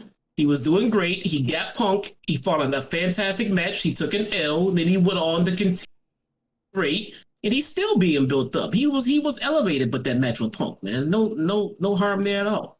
No, absolutely. I agree with you 100%. But I do think that there will come a day where Punk is the world champion. I just, whether he, a lot of people say AJ Styles doesn't want the world championship anymore. Randy Orton doesn't want the world championship. If there's a solid story there to take the title and build it through him to put it on somebody younger, I always think there's a great opportunity to do that. And that could be a way as well. Look, if down the road gets here and we have a champion that's kind of stagnant or needs to take a leave for injury or to recovery, and they need a transitional champion, you want to put it on Punk? Fuck, go ahead and put it on Punk, and then have Punk go ahead and put someone over who will take that W and the title and elevate it even. Well, not to say he'll never win it. There could be an opportunity to put someone over as champion at the same time. So yeah. Death Triangle. Pac, Penta, we're missing Phoenix. This isn't Christian with a $99.99 super chat. Oh my goodness, we got some big bombs here tonight. The Dynamite post show. Thank you guys. We again will be reading these super chats at the end of the show. This is not Penta Jr. or whatever he was calling himself before. This is Jesse Penta Oscuro, meaning black. Penta Black. If you guys watched Lucha Underground, Pentagon Jr. was Pentagon Black, and Lucha Underground is this kind of morbid or dark, or Pentagon Dark, yes, in Lucha Underground. And this is just a different take on what we usually see for Penta, so I like it. And the thing is, Jesse, he's turned to the dark side now because of the Black Mist. No, he turned to the dark side because his partner can't stay home. But what about the Black Mist? Yeah, that's gonna be the storyline behind it. The Black Mist. You know the Black Mist that we're still waiting for evil Julia Hart, bro. Still waiting on evil Julia Hart. What is she gonna do? Why do you have to bring up Julia fucking Hart, bro? Because she was misted in the face by Aleister Black. That's not why you bringing up Julia Hart. Yes, it is. What are you talking about? Not bringing up Julia Hart for any other reasons. I mean, who did she beat up outside Chicago, right? Some loser, right? We're not talking about that. Well, with Lee Johnson. Lee Johnson was there, too, if I recall. Right? But it's about the mist, bro. It's about the Black Mist. What is Julia going to do, man? I don't know, man.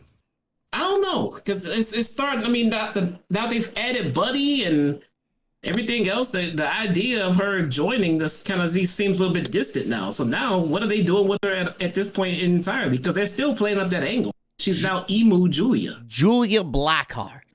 Yeah. Man, I like that name. It's got a nice ring to it.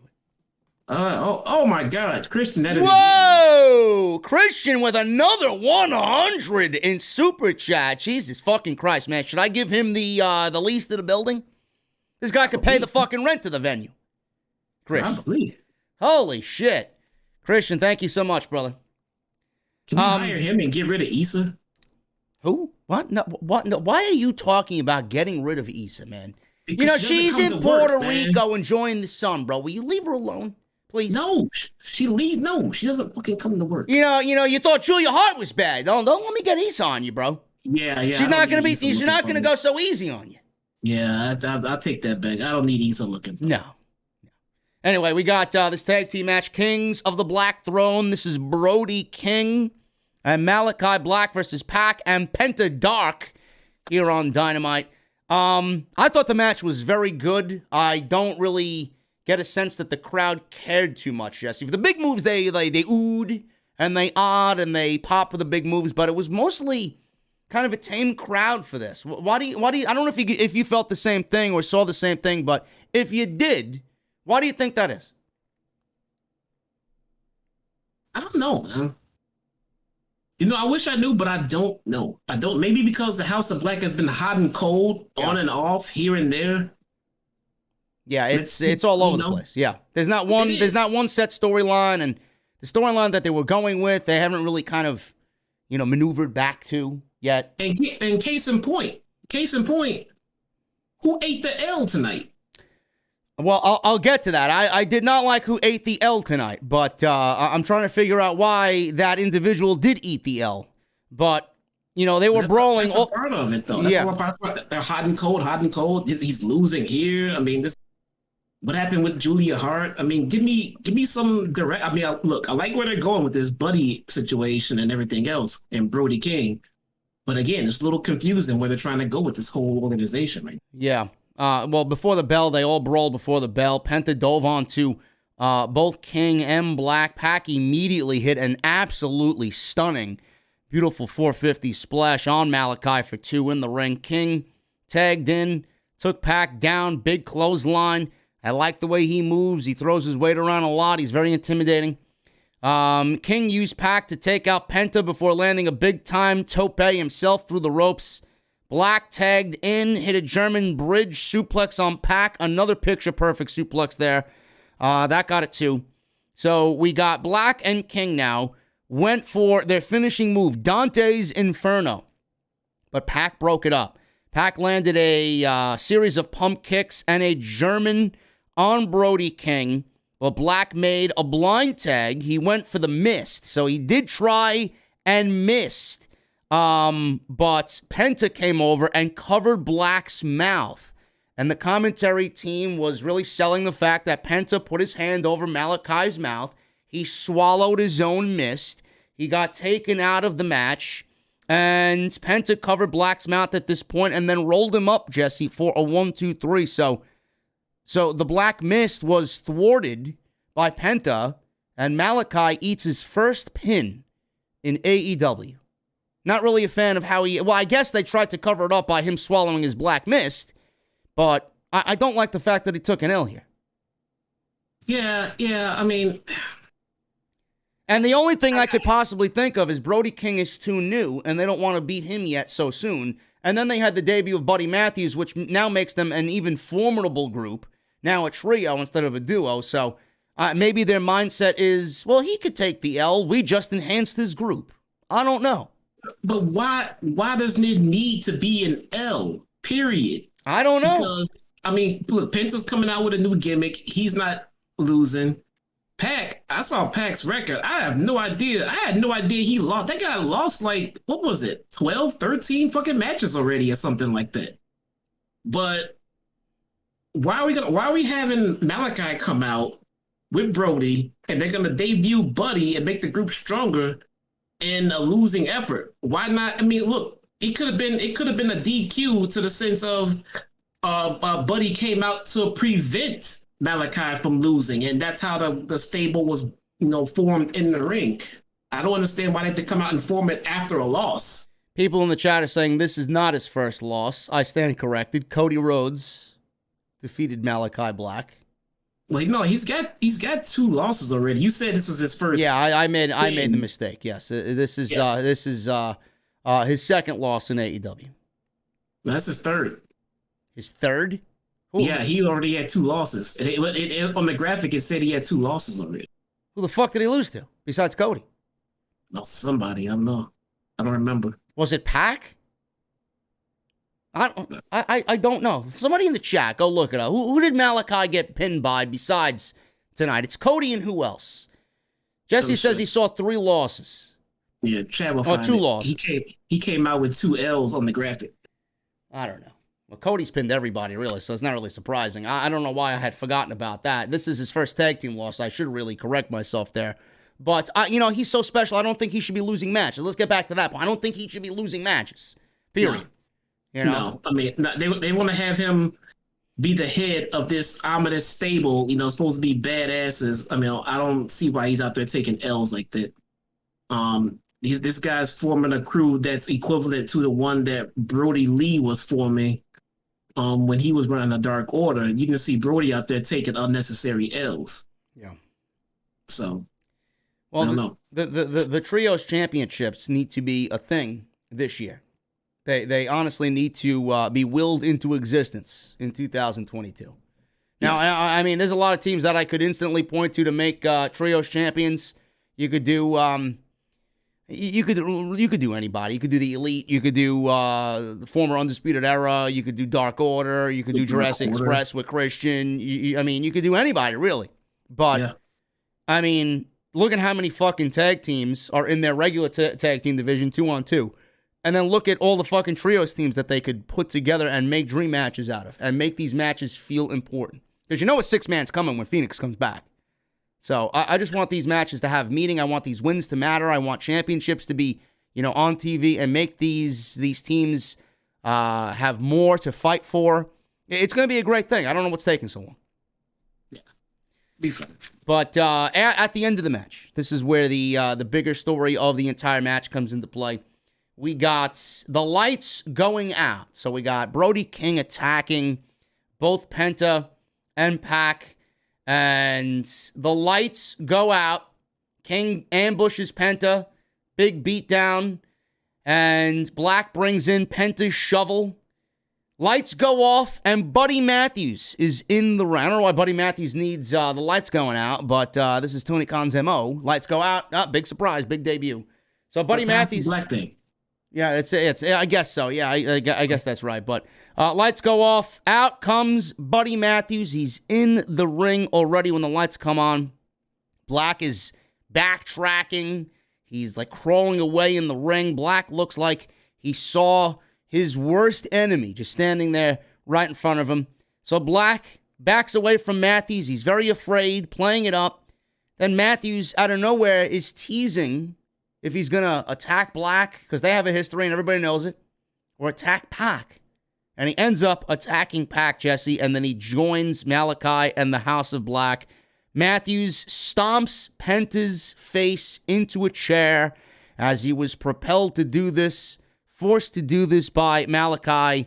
I don't know what was exactly said, but I believe the words said were, "This needs to be done." And boom, he did a face plant onto the steel chair. They all stood as a trio in the middle of the ring. This is a great move for AEW. It adds another top-tier in-ring performer, and I know that all the E-drones are going to be like, oh, he's another vanilla midget and this and that. I don't think they really understand how great of an in-ring performer this is. You can't leave somebody like this out on the free agent market for so long. But the thing is, Jesse, his value is going to come to AEW in this role. He's great by himself, don't get me wrong, but he's not the best talker. He's got a great presence. He looks absolutely fucking incredible. And I honestly think he fits the House of Black. He doesn't have the tattoos. He's not going to do the black mist and all that shit. He's not the most satanic-looking guy of the bunch. But he's got that presence about him because of his body type. And he's a good muscle to have. He looks the part. He feels legit. He looks legit. And the history with Black, I mean, that's without saying. Bro, this is a perfect pairing. It is. It is. And I got the stats here. Cody beat Malakai on Dynamite in October last year. Black lost twice in a row. He lost to Cody on that night, and then he lost to Cody and Pac, Andrade and Malakai. They lost to, so that was his 2, and then he just lost tonight. So this is his 3rd. So one was a tag match, one was a singles match. All right, well, there you go. He's got 3 losses in AEW now. Yep. But this is the perfect pairing. I think this is going to be a great role for Buddy Matthews. We saw him in this, I guess, type of, background player per se to Seth Rollins. I mean, that was a great pairing. The pairing didn't really make sense, but I mean, that's the type of role that he was slotted in there, and he owned it. And they were tag team champions, and he became a lot better of who he is working alongside Seth Rollins. So I hope that this, with his history with Black, is really going to make for some great television moving forward. Yeah, but Buddy is one of those guys that's going to get over with the crowd by in-ring work alone. Yeah. And he'll do his storytelling in the ring. So you put him with a group or a faction or a team that can do promos and facilitate storylines and angles, and Buddy can play them out in the ring. And Jesus Christ, Christian again, man. I'm trying to talk. He needs to stop with these bombs, bro. I'm trying to fucking talk. Christian with another $100 super chat. Oh, my goodness. Jeez. No more super chats, man. I'm trying to talk. Yeah, Jesse, continue with what you were saying. All right. So, yeah, he can be that guy, promos here and there with the faction at the stable, take care of that. He can be the enforcer at ringside, much like Wardlow was at the start of his AEW run with the Pinnacle. I mean, MJF is gonna talk all of his shit, and then when he gets somebody riled up, he's gonna hide behind his big man, and that's what Buddy can do for the House of Black. Yeah, I'm very excited about this move. Tony Khan put the graphic. He is all elite, and the matches that we will be seeing, folks, in AEW with Buddy Matthews, they are aplenty, let me tell you. One of the most underutilized and undervalued talents to come out of WWE that was released. They didn't know what to do with him. All anybody thinks is, oh, isn't that Alexa Bliss's ex-boyfriend? They were slated to be married. That's all they ever thought about with Buddy Murphy. They let him go. Guy could have been so much more if they actually put their fucking brains to use. And now he's Tony Khan's problem, and it's a fucking great problem to have. I would easily, I mean, if this guy was a free agent and I knew he was about due with the 90 days, I'm on the phone with him on day 89. That's how fucking great Buddy Matthews is, man. I can't wait to see what he does, and this is a great signing, and I'm very happy for him. Moving on here, man. Eddie Kingston and Chris Jericho face to face. This was probably one of the best things of the entire show. There was a lot to love about this show. Eddie Kingston and Chris Jericho are in the ring. There's guards, security guards there. Eddie Kingston comes out first, and he's laughing at the guards being there. Jericho comes out, people singing Judas. Kingston says he's over it. Kingston doesn't appreciate the security being in the ring. Jericho refers to Kingston as a street thug. Kingston says, you don't even know what that means. You know, he doesn't know what they're doing here. And this all feels like very much sports entertainment. He calls Jericho a sports entertainer. Kingston says, since Jericho's not going to fight him, they may as well get two women in the ring to wrestle. So he calls out Chris Statlander and Willow Nightingale to come out to the ring. He's yelling at Tony Khan from the ring in the back. Bring out two ladies. Let's get some women in the ring to wrestle. Kingston says it's a wrestling company, not a sports entertainment company. So if you want that, you could go right up the road to Stamford, Connecticut. I laughed. Jericho says, yeah, they're right down the road from Stamford, but he guarantees this sports entertainment will actually be entertaining. Ooh. Oh man. Ooh, two burns there. One by Kingston and one by Chris Jericho, man, making the E-drones fucking drip some salty discharge from their eyes, man. I love it. I love it. Talking about WWE. Why are they talking about WWE, man? I don't get it. You know, Raw is a 1.8 rating. AEW can't even do 1 million. Give me a break. Jericho says he thought they were talking about Eddie Edwards at first when Eddie Kingston was brought into the company. He says Kingston looks like a jobber. Jericho says when he heard Kingston's promo, he realized this guy was good. He says Kingston has something special and what it takes to get to the top. Chris Jericho says it wouldn't be long before Kingston became a huge babyface in AEW. Eddie Kingston then said, what's a babyface? What's a babyface? This is terminology that you don't really hear on Monday or Friday night. So yeah, what's a babyface? So he says, listen, I don't care what you are saying. Kingston said Jericho main evented all these events because he wasn't there. Because Jericho went on and said, yeah, at the age of 22, I became a star and I main evented here and there, all these championships. Eddie Kingston said, you did all that because I wasn't there doing it with you. He says, he's not like the others that lie. Kingston says he's going to be doing this his way and be himself until he dies. He doesn't do the shit that other promoters do to cut talent down and take opportunities away from people and be very political. He says Jericho's sucking the blood out of him. Kingston issues a challenge for a match against Jericho at Revolution. Jericho says Kingston is terrified to make it to the top and make it at a high level. Jericho claims Kingston would fail if he ever did make it to the top. And those are the things I really want to focus on in a little bit. Jericho brings up Kingston's uncle and father, who he claims are both failures. He says deep inside, Kingston feels like he's a failure, like his uncle and like his father, and he won't win the big one. Jericho says the big one in the company is himself, Jericho, not anybody else. Jericho accepts Kingston's challenge for the pay-per-view. However, he says Kingston won't win the big one, but if he beats him, he will look him in the eye, shake his hand, and give him his respect. Kingston, this is the best line of the entire fucking night. Kingston says he wants the version of Jericho that won the AEW World Championship, not the fucking Jericho that did the Mimosa match with Orange Cassidy. I want you to give me the Jericho that your good friend Paul Levesque fucking hated. Jericho says Kingston will always be a loser and never win the big one. This was, Jesse, fucking great. Eddie Kingston is phenomenal when he's got a microphone in his hand. Jericho is as well. You put them in the same segment, magic is going to happen. But the line, you know, outside all the fucking true WWE talk that they gave you for one-liners here, the one thing that you alluded to in the beginning was the fact that he is a failure and that he fails to win the big one.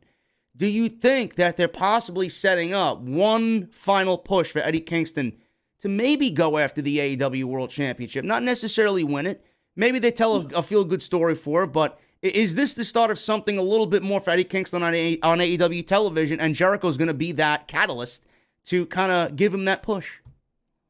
Yeah, no, I don't think so. Only because the world title field is way too crowded for someone like Kingston right now. Kingston would be a main eventer in pretty much any other promotion, but the top of the card is just so packed in AEW right now. But I could definitely see Kingston going for a TNT title and winning it as well. Yeah. That's easy. That's a no-brainer. And the way that they're setting up, the way they set this promo up between these guys and everything else, let me tell you why you guys actually love Kingston. I mean, some people don't even know why they love Kingston. Eddie Kingston is adored and beloved because everything he says and does is so believable. It's so believable. Whatever he says, when he comes out with this attitude and this fire, you believe it. I mean, you believe he's genuinely pissed at Chris Jericho. You know, I mean, you do. When Kingston feuded with Punk, you know, and Kingston came out there and started talking all this shit about what Punk used to do on the indies and how he blackballed, and you believed all of that shit. It felt genuine. It felt real. So when he come out, you know, shooting with Jericho, I mean, like shit. I mean, Eddie's pissed. And when Jericho says stuff like, you know, you're a failure, you never win the big one, you're never gonna do this, that right away that tells me Kingston's winning this goddamn match easy. He's not gonna come out there and be called a failure by Jericho and then Jericho beat him. No. And so no, I'm very much looking forward to this match, and you know, I hope that we do get that World Championship Jericho. I hope that we do get that Kenny Omega Chris Jericho. I hope that we get that young, youthful Chris Jericho as much as we can, being that we got the current version of Jericho. I hope he channels his inner self, his inner youthful self. He looks great. I don't know what Jericho's done in the last month and a half to kind of transform himself. Maybe he's doing the DDP yoga again. Maybe he's kind of been mindful of everybody on social media. You know, their words are fucking meaningless. Maybe he sees all the chatter about Adam Cole and the fact that he's got a dad bod. And he's applying it to himself. Jericho looked great tonight. I'm looking at a picture of him right now. He's got the leather jacket on, no shirt. He looks like a fucking rock star as usual. He looks great at his age. You know, there's no way anybody could tell me if he went to WWE, Vince wouldn't still be using him at a high level. Yeah, maybe he just woke up and said, you know what, I want to get back in the fucking gym. Yeah. Because I want to. And that's up to him. It's up to him, man. Yeah, he looks great. I'm looking forward to what they do. You know, at Kingston and Jericho, if you let them go and, you know, you let them have the match that I know that they could have, it could be a match of the night. Yeah, absolutely. It's going to be pretty damn good. So, card is definitely stacked. It should be a fun night. It's going to be a great night. March 6th for Revolution. We'll go over the card in a second. But let me get through this here. We got Face of the Revolution qualifying match, Ricky Starks and number 10. This was one of those odd matches that I didn't understand why it was happening, because we got Team Taz already represented in the ladder match. Ricky Starks, I didn't think he would be competing for the same ladder match, but here we are. And he ends up getting the victory over number 10. Number 10, by the way, speaking of looking great, Jesse, he looks fucking jacked. Holy shit. He's always looked jacked, dude. I mean, he always has, but he looks even more jacked. Yeah, man. Preston Vance, dude. I think he's so under. We say this every week, and I'm gonna keep fucking saying it until they get a bigger spot, you know. But Preston Vance, along with everyone else in the Dark Order, are just so underrated. They're just so underrated. They're so good in the ring. They have comedic timing. They have promo ability. They have it all. And they have everything you would want from a mid to upper mid card talent. Yeah. I'm not saying put the world title in the Dark Order, but the Dark Order could be hovering around any TNT tag team or trios title you need them to be in. Well, listen, man, everybody's got to start somewhere, you know? If this is their starting point and they're learning from it, you know, I see potential in all of them. This may be his starting point. Who knows what he's going to turn into 3, 4, 5 years from now. Yeah. But I thought he was going to win this match. I thought we were going to get another big guy in this match. Number 10, Preston Vance, going to be in this match. Ricky Starks won, and he advances, making 2 members of Team Hobbs in there, joining the field of Will Hobbs and Wardlow and Bearcat. Keith Lee. But so Team Taz got two members in the match. Yes, Team Taz has double a chance to win this thing. Do we see an interference spot from a hooker? Where my hookers at? I don't know. Do we get a hook sighting at the pay-per-view? Yes. Pop the crowd, come in and help one of his team members out. Yes, I do think we see Hook. That'd be amazing, man. Well, Ricky Starks tried to pull off Preston Vance's mask here. He grabbed at the mask. It was almost all the way off, so Vance worried. And this led to Ricky Starks delivering a spear for the 1, 2, 3, and he defeats number 10 of the Dark Order and advances to the ladder match.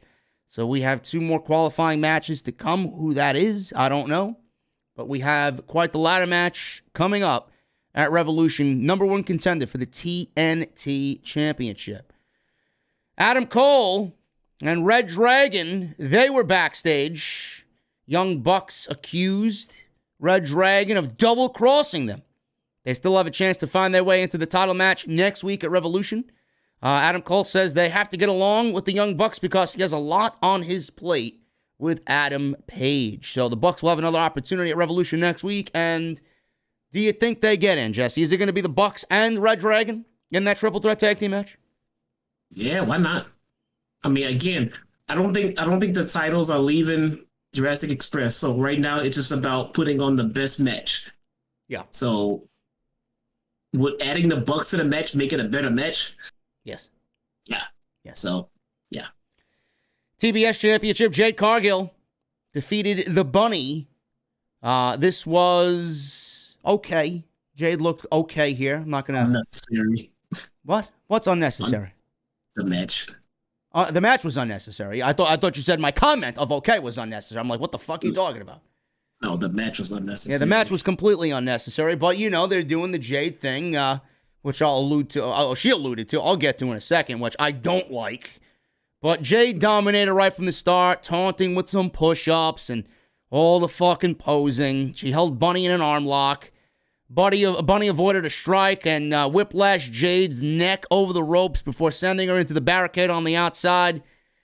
So Matt Hardy came down and he said that he would delete Mr. Sterling. So Bunny landed a knee lift. Jade caught a Thez press, turned it into a nice-looking spine buster. Hardy distracted the official and Bunny was tossed some brass knuckles. But Jade was thrown the TBS Championship. So the belt had the advantage, and both Sterling and Hardy were ejected for their nefarious actions here. Bunny rolled up Jade for a very close near fall and landed 2 thrust kicks, but Jade countered the finish that she calls down the rabbit hole. Gotta love the name of that one. And she countered that into the Jaded for the win. And Jade Cargill is now, what is it now, 28, Jesse? 28, 29 and 0? Yeah, 29. 29 and 0.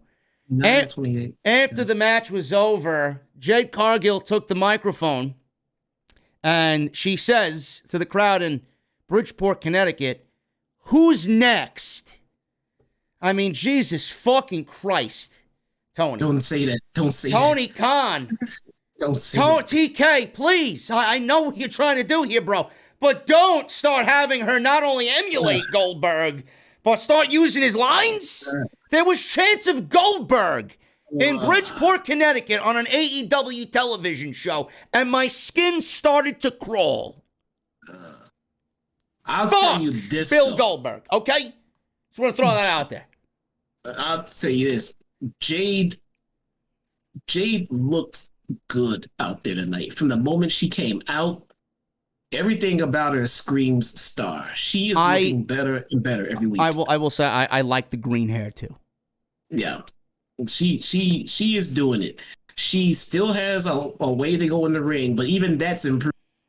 But she has it. I mean, the charisma, she has plenty of it. The little nuances with the over flexing and things like that, those are just the things that she needs to, fix. But at the core of it, I see why WWE is creaming themselves over. I see why Tony Khan has put her in the spot that he put her in. She looks like a star, and she looks very marketable now. Yes. I like her look. Yes, her look is fine. Listen, I mean, not going to criticize her on what she's doing. I think we've been very fair of her in-ring ability, and she's training with Danielson now, so we're going to give her time to see what she does there.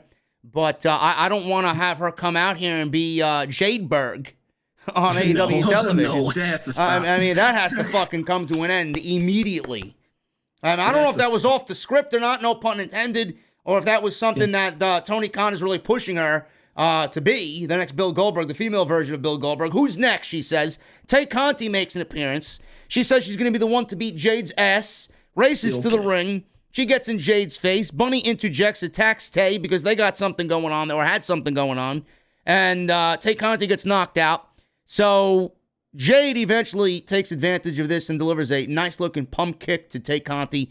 Tay sells it. Very nice. And that apparently is the match that will be taking place at Revolution, I'm assuming. TBS Championship match. So I don't know what's going on here, Jesse. She's claiming who's next. She's legitimately beaten everybody. Is this leading to one of the major free agents coming in and taking the title of Jade? How long do we get Jade being undefeated? Is it going to go 50? Is it going to go 120 like Goldberg? Well, I kind of want to see them. I mean, they have to mention it from time to time, but I kind of want to see them stop mentioning Jade's record so much. And here's why. I mean, because what is she? She's 28. How many women are in the AEW locker room total? I have no idea. Roughly, I would say 20. So Jade's 28-0, but she still has women she has not faced yet, and she's undefeated. Yes. So clearly they're cherry picking her opponents. Yes. So stop mentioning the record so much and just let her dominate. Don't be out there like, there's no one who can beat me. You haven't beaten every. You know what I'm saying? And the people that were picked for you were very fluff and you're bloated on dark. And look, not to take away, from what she's accomplished, but her record is not very strong due to strength. So I would kind of lay off that. I mean, because there's plenty of people she has not beaten yet.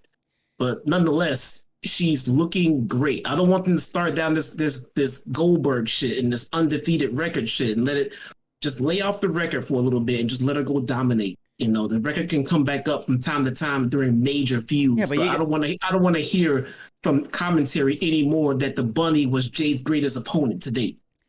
No, that's a complete bullshit fucking farce. I mean, the Bunny is not Jade Cargill's toughest challenge to date. I mean, Anna Jay was a tougher challenge than fucking the Bunny. I get what you're saying, Jesse, but you also got to look into the way Tony Khan is booking it. I mean, he's going all in, and they want her to be a megastar. The title sometimes is not going to be enough. It's a mixture of all three things. Her having the title, her winning that tournament, and then winning the title, and then her having these 2, 3, 4-minute matches where she looks dominating, and then the graphic at the end of the match. I mean, you pile this into one big fucking plate, or you put this in the blender, and if you're Tony Khan and hitting that mix button, he looks at all this stuff, and he's genuinely trying to create a brand new star in Jade Cargill, where a lot of people claim that Tony Khan is not creating any new stars. I fail to see how anybody believes that stupidity with each passing day. But he's got the total package, and he's presenting it as the total package, and he wants everybody to know that he's got the total package. So I don't blame him for doing it, but, you know, like you said, at the end of the day, when it's 30, 40, 50, and 0, you know, a lot of people are going to be asking who the fuck is next, because, you know, clearly it's not going to be whoever the women's champion is in AEW. Right. That's not going to happen. And is it going to be somebody from the outside coming in? And how likely is that going to be for AEW? Probably very likely. And is it going to be beneficial to Jade Cargill to lose to somebody that isn't, you know, already an in-house talent? You know, if you bring in an Athena or you bring in a Tegan Knox or a Toni Storm, yeah, it's great. It's going to get a big reaction. But it's not going to really make Jade look all that great because she's losing to somebody who is vastly superior to her. Yeah, no, I don't want to see a new hire come in and beat Jade on a surprise appearance or open challenge. No, I would love to see one of the new stars come in and start a fresh feud with Jade and then beat Jade at a pay-per-view after weeks and weeks of build. But I don't want to see just Athena show up and just, you know, pin Jade after 30 straight wins. Like, no, that's kind of ridiculous. No, I don't think that is a very beneficial way to look at it, but or to go about it if you're Tony Khan. I totally agree with you. So we'll see what happens. I'm not against any of those women beating Jade. I just don't need Jade to come in or these women to come in and beat Jade right away. It's going to pretty much undo everything Tony Khan has done here. I mean, we've gotten to the point now where at this point we need to protect that TBS title. Yeah. Because the title is making her, and she's trying to make the title, and it's kind of working. It's working both ways between that record and the way she's being presented. So yeah, keep stacking those wins in the dominant fashions and things like that, and that TBS championship will become very important just because of the way it was handled and booked by Tony Khan and Jade. So when someone does beat her, just make sure they get that rub. Same way when Roman eventually drops his record to someone. Yeah, I agree with you. So we'll see what happens there. Jade looked decent tonight, and it was a very quick match, as it should be with the Bunny for the TBS Championship. Keith Lee, he was interviewed backstage about the other participants in the Face of the Revolution ladder match. He said the only name he recognized out of Big Man Hobbs and Wardlow was Ricky Starks. Ricky Starks obviously heard this. He walked up to Keith Lee. He said that, you know, it's funny that you and I know each other. It's two guys, different place, different time. But Keith Lee and Will Hobbs, Jesse, had quite the stare down here after Ricky Starks said his piece. And my goodness, man, when the time is right, give me some Big Man Hobbs and Keith Lee. The carnage that will be a beautiful thing. Yeah, I can't wait for that one. AEW Rampage lineup for Friday looking like this. TNT Championship, Sammy Guevara versus Andrade El Idolo. It's going to be a great match right there. Serena Deeb's 5-minute challenge. That is something I see one of the ex-WWE women coming in and beating Serena Deeb because she is, you know, obviously a veteran. I could see a Toni Storm or Athena come in there and do that. That's the moment I wouldn't mind one of the new women come over and kind of push Serena Deeb's buttons and then maybe start a feud there that carries into the Owen Cup for the women. I like that. Orange Cassidy versus Anthony Bowens, Face of the Revolution qualifier there. So we may be seeing OC get into the ladder match. And then Britt Baker versus Thunder Rosa contract signing is happening on Friday. We may have a meltdown on Friday. Oh, my goodness. Thunder Rosa with a live microphone. Good thing Jesse's not in the building. Nope. Can't get to me. And Dynamite next week, Tag Team Casino Battle Royale for a spot in the Revolution Tag Team title match. Adam Page, John Silver, and Alex Reynolds versus Adam Cole and Red Dragon next week on Dynamite. That is all right now. That is announced. Main event was Bryan Danielson and Daniel Garcia. Very good wrestling match. Don't know why anybody would care about it, but the crowd oohed and awed when they were prompted to for a big move. Other than that, it felt flat until the end where Moxley came out. So we got Danielson. He's out wrestling Garcia early on. He wants to bring the violence. He wants to bring out the violence in everybody that he's in the ring with. Garcia chopped out Danielson's leg and they were jockeying for position on the apron, and Danielson suplexed Garcia to the floor before diving with the knee like he usually does. Danielson continued to take it to Garcia, suplexes and some stomps. He had a tiger suplex bridge that transitioned into a cattle mutilation. Garcia powered out, applied a very stiff-looking ankle lock, tried to keep up the attack on Danielson, but Bryan countered a dragon screw into kicking Garcia's head in, and then he locked on the triangle for the win.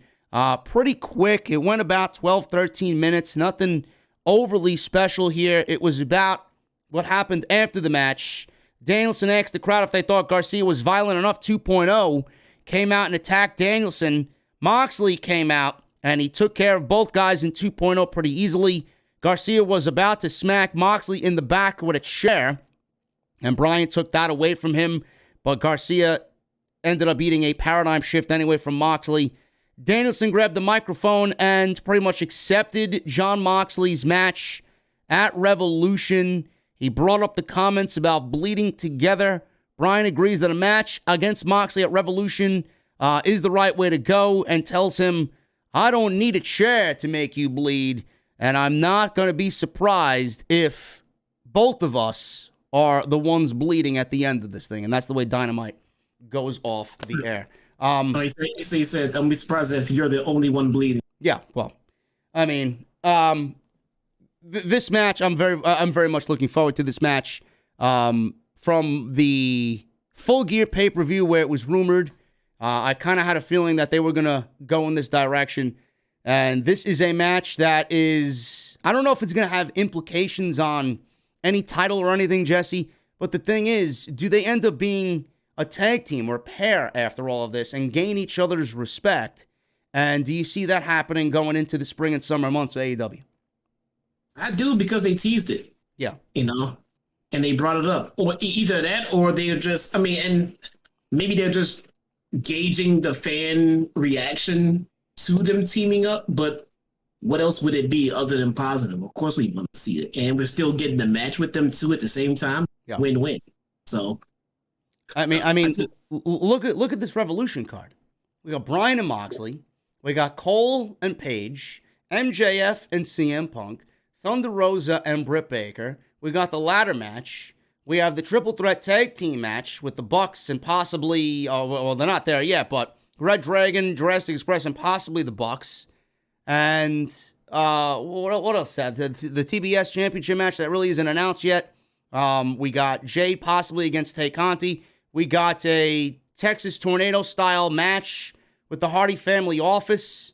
Matt Hardy and I believe Andrade and maybe one of the Private Party guys against Sammy Guevara, Sting, and Darby Allin at Revolution. I mean, this is shaping up to be, on paper at least, AEW's best show from top to bottom, just with the talent involved, and certainly better than WrestleMania, whatever WWE is presenting in April. Yeah, for sure. I mean, this is crazy. It's crazy. Tony Khan is building himself a dream show without even realizing he's building a dream show. Yeah, I sent you more breaking news. Are you seeing this? Or you save it for later or what? Jeff Hardy to AEW confirmed. I think we already knew that. I don't think that really is news. He says it in a video. He said it in the video to someone. Yeah. Jeff Hardy interacting with YouTuber Jared Myers and confirming that he is in fact AEW. Jeff says, I'm going to AEW. I'm so excited. Yes, thank you. Thank you for telling everybody the biggest news story that everybody already knew already. Great.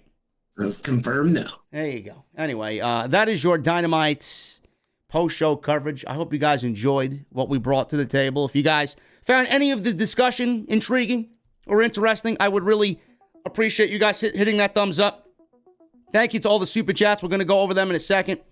Make sure you guys check out my sponsor for today's show, Audible, audibletrial.com/script. 30 days free of this service and one free audio book of your choice. And follow me and Jesse on social media, on Twitter, at JDfromNY206. And then you see Jesse's at right there, Chi-Town Smark on Twitter. Let's get into the super chats at the top. You guys can still get them on in. It's last call. We got Joseph Taylor with a $5 super chat. Two things. One, Jesse, I will take a peanut butter whiskey ASAP. And number two, Jesse, is that Thunder Rosa behind you? That's a wall and sound padding, bro. It's right there. Thunder Rosa will be behind you eventually. Christian again, man. Christian with another one? Oh, my goodness. This guy is fucking crazy, man. That 400 on the night? Jesus Christ, dude. Dude, Christian, I gotta give Christian the fucking the lease to the venue, man. The fucking the paperwork to the venue. This guy's owning the whole fucking OTS venue. Hoyt, don't worry. Joseph, the Thunder Rosa is gonna be behind Jesse sooner rather than later. In a chokehold. That's a wall. And again, I'm not worried about Thunder Rosa. Hoyt Reynaldo with a $5 super chat. I wonder how much of that promo was real with MJF and Undisputed Era Tag Team and World Champions at Revolution. And does Britt retain? I do think Britt retains. I don't think we get a new champion at Revolution. I do think that we get the whole story continuing on to Double or Nothing, and then Thunder Rosa wins it in Vegas. I think that's the one match where it with the least amount of predictability. Yeah. On the whole card. Yeah, it's pretty unpredictable. I wouldn't give Thunder Rosa the championship so soon. I would. She's definitely earned it, and Britt Baker's running a little. She's not running stale. They're just not doing anything with her, and there's no one else on the card right now in a position to take the title from her. That's the only reason why I say that they would take the title off Britt, because she just feels very unimportant right now. Yeah. Tony Brown with a $5 super chat. Jade, super booty meat Cargill. Is she heel or tweener? Yes, definitely. Yes, what? Heel or tweener? Yep, for sure. So I think what you're saying is you agree with Tony Brown? Absolutely. Okay. Okay. Matt Carney with two $5 super chats. UK. Has AEW left its spring stage fledgling company, and entered its summer stage established media? Was CM Punk's arrival their summer solstice point? All right, Jesse, you want to answer that one? I wasn't even listening because I saw we got another bomb in the chat. Another bomb in the chat. Riley Johnson with a 90. Holy shit, guys. You guys are fucking crazy. Guys, I just want to go play Destiny. Look, I'm gonna shoot now. I want to go play Witch Queen. I have my controller already on, bro. Listen, my PlayStation 5 controller is already on, dude. I'm charging my Astro headset. Believe me, I want to as well. I love you guys. Keep it rolling in, man. Has AEW left its spring stage and entered its summer solstice? The honeymoon phase is over. Yes, the honeymoon phase is over, bro. If AEW enter their autumn stage, lack of interest, then their winter stage, forgotten media, will they be able to reinvent and have a second spring? I don't know why you're so worried about AEW, being forgotten or slowing down. They're only the glass is not half empty, guys. It's half full. Yes, it's better. It's a great way to put it. Philip Newton. I'm sorry. Wait, what happened to the big fucking mega surprise music this week? Tony Khan is not ready to unveil it. Okay, just wondering. Philip Newton with a $4.99 super chat. JD and Jesse just wanted to say hi, you guys. You're entertaining. I give the show 5 tacos. Thank you, bro. Is that Jesse's tacos or Thunder Rosa's tacos? Because if they're Thunder Rosa's tacos, great. If they're Jesse's, I think we should get 1. They're good tacos. And I've never seen Thunder Rosa make a damn taco. He goes to restaurants and buys these shitty bland tacos when I got the homemade good tacos, but I digress. Let's move on so we can get back to if you think that woman can't make a good taco, you're as dumb as I think you are, bro. Come on. Hey, man. She ain't made any yet. She's out buying bland tacos, man. All right. Watch, she comes out with a home vlog and she's making tacos. Probably. You see, she had the Renegade Twins yesterday, man. Oh, she had them on her vlog? Yes. Good shit, man. Really, really good shit. Those girls are really fucking awesome. MGM Ballin with a $4.99 Super Chat. I think tonight was the best wrestling show of 2022 so far. I'm sure it's probably one of the Dynamites we saw this year. I mean, WWE having a best show of the year, man. Yeah, good luck with that one. Michelle Moran with a $5 Super Chat. Revolution is going to rule. Can't wait for Moxley, Bryan at the pay-per-view as a team afterwards. Turmoil within the Super Elite will cost Cole at the pay-per-view. We may see Omega, baby. Munchie Time with a $9.99 Super Chat. This show was great. Hyped me up for Revolution, and I know it will deliver. MJF pouring his heart out tonight makes me want him to win more. Moxley, Bryan, and Jericho Kingston should be absolute bangers. It was all great, Munchie Time. I thought MJF did a phenomenal job, and him crying was just perfect. Awful Grim Bones with a $9.99 Super Chat. It's Wednesday. You know what that means. I had to show love again. What up, JD and Jesse and OTS family? That MJF promo made me a bigger fan of him. Love Wednesdays and this show. I'm listening. Thanks, bro. Spirit of the Wolf with a $5 Super Chat. My girl Jade looking fire tonight. I'll have an IPA. I don't have many IPA on the menu, bro, but I do have that Young Bucks Super Kick IPA. It's a good one. James Smith with the Canadian $5 Super Chat. AEW improves more and more every year in all aspects. They tell so many different unique stories. And I don't know how some people can hate on AEW. I don't know either, bro.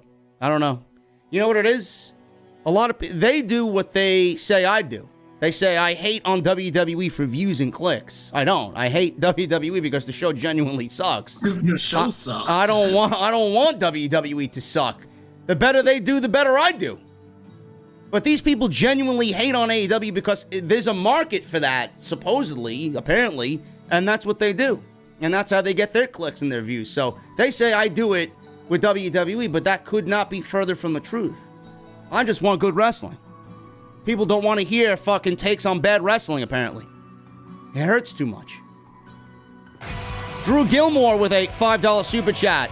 Hey guys, couldn't concentrate on my homework because Dynamite was that damn good. You guys rock, and so does AEW. P.S. Buddy Matthews is hashtag body goals. You know it, brother. I wish I could look like Buddy Matthews. Michael Raymond with a $2 Super Chat. MJF is the white meat babyface that Cody never was. Shut your mouth, Michael Raymond. He's a fucking heel. He will never be a white meat babyface. Come on, bro. This guy still donated 99 cents. There's a $1.99 in there somewhere. Jedi Joker with a 10-month. The Undertaker with a 6-month re-up. Thank you guys very much. I don't know how much of it was real or if it was MJF acting very well in that promo, but I guarantee you it will be in the running for best promo of 2022. Every promo MJF cuts is one of the best promos of the year, bro. Come on. 6-0. I've just completed subsequent playthroughs of Demon Souls, Dark Souls 1, 2, and 3, Bloodborne, and Sekiro to prepare for Elden Ring. Hype is real. Bro, you are a man amongst little boys, bro. Holy shit. I don't know how anybody could fucking play Demon Souls, Dark Souls 1, 2, and 3 without popping a fucking blood vessel, man. I traded that game in. I couldn't take it. Couldn't be me, man. I had fucking a hard time just doing the legendary campaign solo on Witch Queen. That Savathun boss fight, man. Jesus fucking Christ. Yeah. When you get to that moment and no heavy purple bricks are blocking or dropping for your Gallahorn, man, you're in some deep fucking shit. Let me tell you. Yeah. I have noticed the loadout, man. The loadout that gets you through most of the Witch Queen is the Gallahorn, the glaive, and the energy spot, and pick your own fucking primary. Yeah. You know. So. Yeah. What did I use? I used a mixture of things. I used Outbreak Perfected. I used Gallahorn. I used there was like a Vanguard scout rifle, automatic scout rifle. The contingency plan, I think it was. It's an arc one to take care of the Hive Knights. It's crazy, man. You mix it up, you'll be fine. Gallahorn is a must though if you're running the campaign. Yeah, easily. DX for life with an Australian mate, $10 super chat. People say AEW rely on surprises. Clearly they don't watch and see the current storylines from the main event to the bottom of the card. I love how Hangman felt like a big deal tonight. Yes, he did. They know what they're doing, man. Gotta give TK his credit. But people only see, surprise here, surprise there. Tony Khan he doesn't know what he's doing. Certainly does. Philip Newton with a $4.99 super chat. I hear that the Bullet Club might be invading AEW and bring back some former members since God, Guerrillas of Destiny, were kicked out of the Bullet Club. I don't know what to expect with this storyline, man, but I'm excited for it. It's going to be the summer angle for AEW. That's what I'm worried about, man. Like we talked about before, I don't think the fucking Bristows are coming, man. Nah, something happened there. I don't know what it is. I know what it is. You know what it is, too. I know what it is, but I'm not talking about it here. Exactly.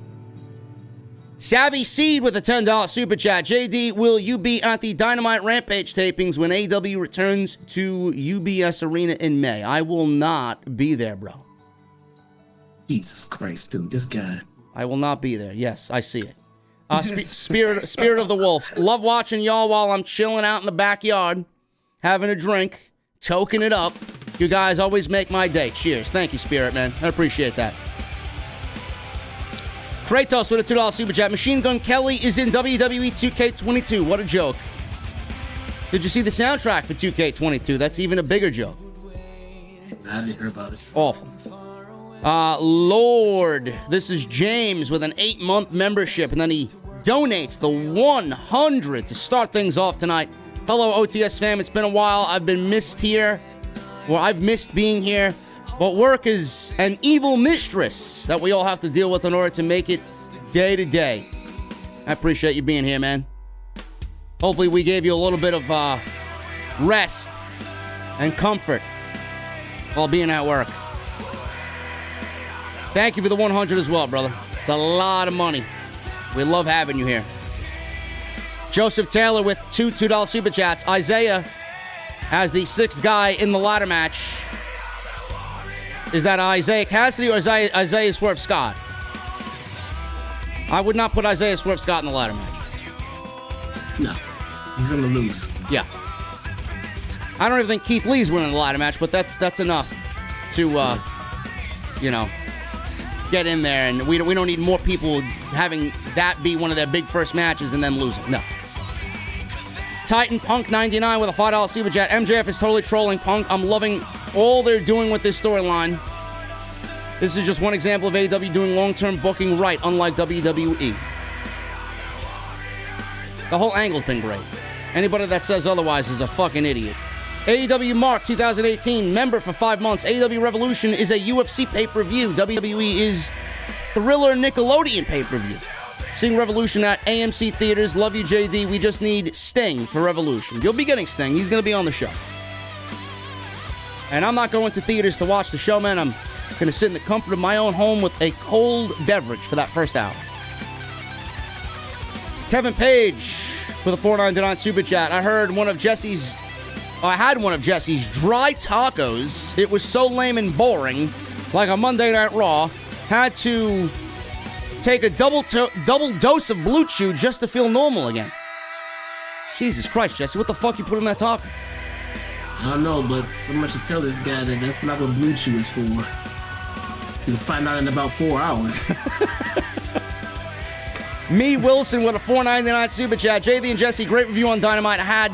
I'd like to meet both of you in Las Vegas for Double or Nothing. Keep up the good work. I don't know if Jesse's going to be in Vegas, and I may not be in Vegas now because I was informed that House of Glory is running a show on Fight TV that is going to be the absolute biggest House of Glory show in company history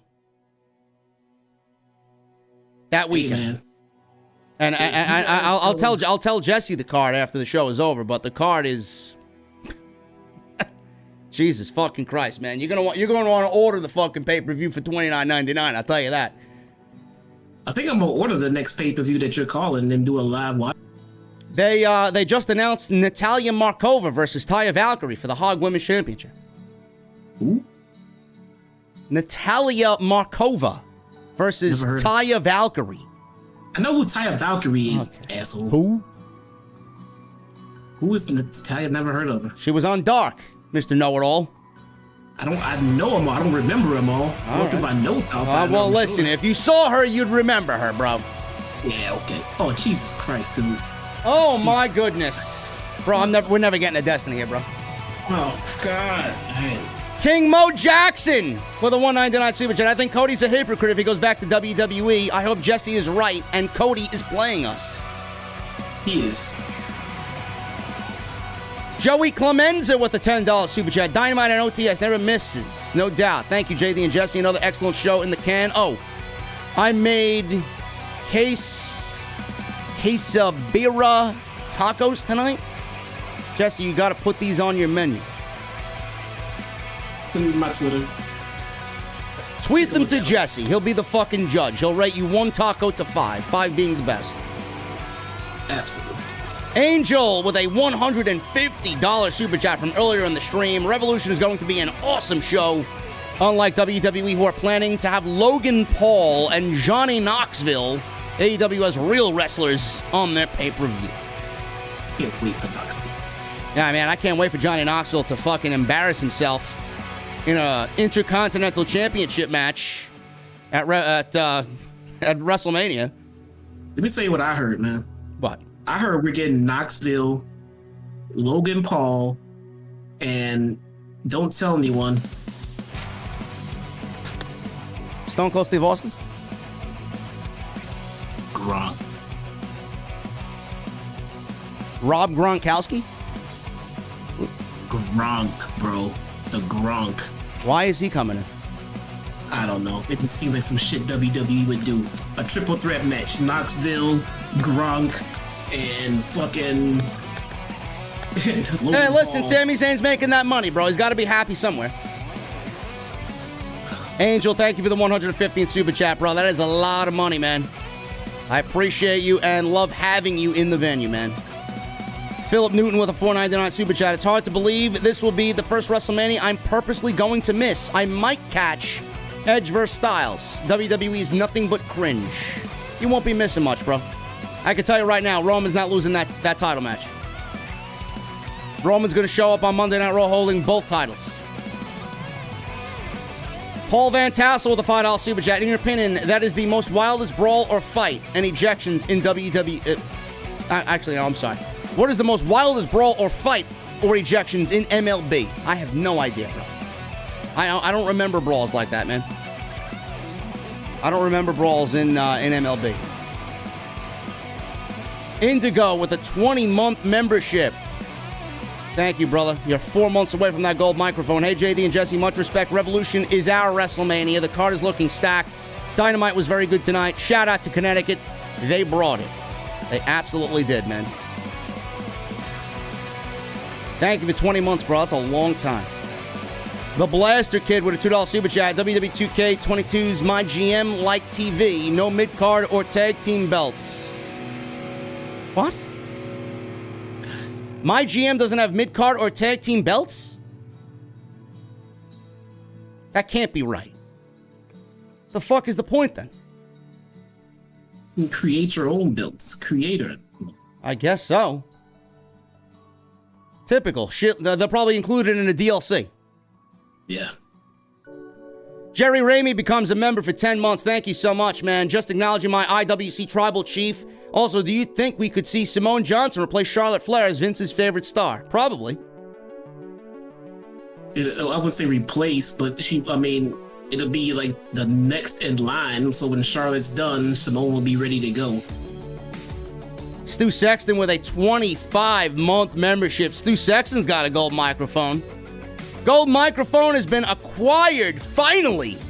Keep up the good work here in the OTS venue. Can't wait for Revolution. The card is stacked. Stu, I appreciate you, brother. Always, man. That is a beautiful thing to see. Matt Carney with a $5 in UK. Will Tony Khan have to develop himself a healthy dark side in order to, in the future, deal with large egos, toxic characters, and misfiring employees? I think Tony Khan already has a dark side, bro. You just don't see it yet. Salvatore with a $2 Super Chat. AEW Revolution is our WrestleMania better than WWE. Absolutely. Prodigy RKO with a $5 super chat. Could Jeff Hardy joining AEW by Revolution be a bigger signing than Punk? No. No. Absolutely not. What? Any thoughts on his first feud, or at least the reaction? The reaction is going to be incredible. His first feud will probably be alongside Matt Hardy. They're going to join and they're going to team immediately. Hardy family office and Matt being removed from that will be already in progress by the time Jeff comes in. Christian with 200 in super chat. He says, why does Chris Jericho and Eddie Kingston don't like each other? They had a falling out about inner circle business, how Proud and Powerful were being treated. And Proud and Powerful were upset that Eddie Kingston was being made fun of by Jericho, and Jericho kind of looked at him like a loser. So they took offense to that because Eddie Kingston's their real life friend. Yeah, it's actually very well, organically put together. Yeah. And LAX or Proud and Powerful blamed Jericho for not getting opportunities at the Tag Team Championships, holding them back. It all worked very well. Christian also says, would Buddy Murphy join House of Black? He just did tonight, bro. Guys, still super chatting. He joined the House of Black tonight. Buddy Matthews. He's no longer Buddy Murphy. Thanks to Christian, I'm never playing Destiny 2 again. The Blaster Kid with a $2 super chat. Don't listen to Jesse. Issa is too fine. Issa is gorgeous. She's still fired. Okay. Don't listen to this geek. The Omnist Roan with a $4.99 super chat. Thoughts on WWE 2K22? Looks like the same fucking game to me, man. You got all the geeks in the 2K community hyping it up like it's the best thing ever. Gotta play it first. I think it will low-key suck, he says. 2K has failed continuously to provide gamers what we want. I don't trust their advertising. I never trust their advertising. Their advertising is fucking horrendous. It's just as bad as Call of Duty. Play the game first, man. I think it will low-key suck as well. It looks the same, minor changes. And you got a less roster this year than the previous years.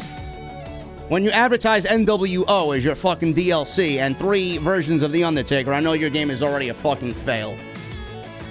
Phil with a $9.99 super chat. I was there for Dynamite tonight. Man, was it fantastic. Buddy Matthews is all elite, and I couldn't be more proud. Glad Garcia and Danielson got a spotlight in the main event.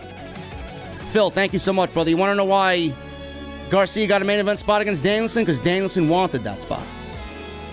And why did he want it? Because Garcia can fucking wrestle. Yep. And Bryan wants to wrestle. Christian with a $9.99 and a $1.99. Oh my goodness. I think Adam Cole would beat Adam Page at Revolution on March 6th. I'd like to think so, Christian. But either way, we said it in the podcast tonight. If Adam Cole wins, loses, Page wins, loses, I'm okay with any decision. Any decision. And then he says, WWE is so boring, no one should watch that ever. You're right, Christian. They should stop watching the show. Because they will get the picture when the rating goes from a 1.8 to a 1.4. Stop going to the shows, too. Hit them where it hurts. Hit them in their wallet. VC Stallion with a $4.99 super chat and a $1.99 super chat. Eddie Kingston is one of my favorites on the mic work alone. We need more of this promo work and great stories and less fork-lifted gymnastics. I agree, man. I'm not a big fan of the gymnastics either. I wish AEW would overall slow the pace of the show down, but otherwise it's the best wrestling show of the entire week. Wait, all right, just go on. I want to play this. Go ahead. What? How do we go from one company and complain about the lack of wrestling, and then go to the other company and complain about the kind of wrestling? Can anybody just be happy? What the fuck you think you're talking to, bro? Really? Just move on. Just go. Telling you, man. Let me get Lee Johnson in the DMs, bro. Don't let me, okay? He's probably busy playing fucking Witch Queen. I'm sure he is. If he needs some help, hit me up. Jeez. You know the kind of guy Lee Johnson is, bro. He's a hunter main, guaranteed. Probably a hunter. Anybody that's a Titan main, you lose points in my book, bro. Warlock is all right, but a Titan main, come on. I don't think I have a main. I mean, the two that I do the most are my hunter and my Titan. I rarely do. Point Reynaldo with a $4.99 super chat. What else would you have added to the tag team match, and what else would you make or add to make it better? What tag team match? The Battle Royal? Battle Royal? We talked. We pay-per-view? talked about that tonight. If it's Battle Royal, the tag team match to make it better. I mean, adding Red Dragon and the Young Bucks. I don't know how much better it could be if you're adding those two teams, bro. The Cake with a $2 super chat. Imagine Swerve in the ladder match. Mamma mia. No, I'm not putting Swerve in the ladder match. Danny Boy with a 500 in super chat, but I don't know what currency this is. I don't know, but he said it's $10. $10. Buddy Matthews is awesome. We seeing Trios title soon. Penta Oscuro, too. By the way, my currency is Filipino pesos, and this is equivalent to $10. More power, JD. Thank you, Danny Boy. Yep. We got OTS fucking family members and VIPs in the Philippines, man. It's a great thing. Justin Strickland with a $9.99 super chat. Don't be surprised if Bully Ray admits his feelings being hurt again due to Eddie Kingston calling Jericho a sports entertainer. Love the segment between Jericho and Kingston, though. You're probably right, Justin. Bully Ray will fucking latch onto anything that will get him some criticism and some heat because his show sucks. Wouldn't be surprised if he's in the news tomorrow or on Friday. Rich Gamble with a $20 super chat. Jadeberg. Just had to get that off my chest. Sorry, JD and Jesse. Hope you guys are having a good night. Sipping on peanut butter whiskey. And no, I will not try none of Jesse's tacos to chase it down. Anyways, OTS for life. Good. Rich, stay away from the tacos, man. They don't really sit well in the stomach. More tacos for me. Dude, this guy will not stop super chat. The Cake. The Cake with a $2 super chat. What about Jade beating Athena, Tony, and Nixon? No. Now, I'm not having her beat all three. One of them, maybe. Two, possibly, but all three, no. Christian $9.99, not a $99.99 super chat. I'm sorry. I think Thunder Rosa would beat Britt Baker Revolution on March 6th. It's probably the way it's going to go, buddy.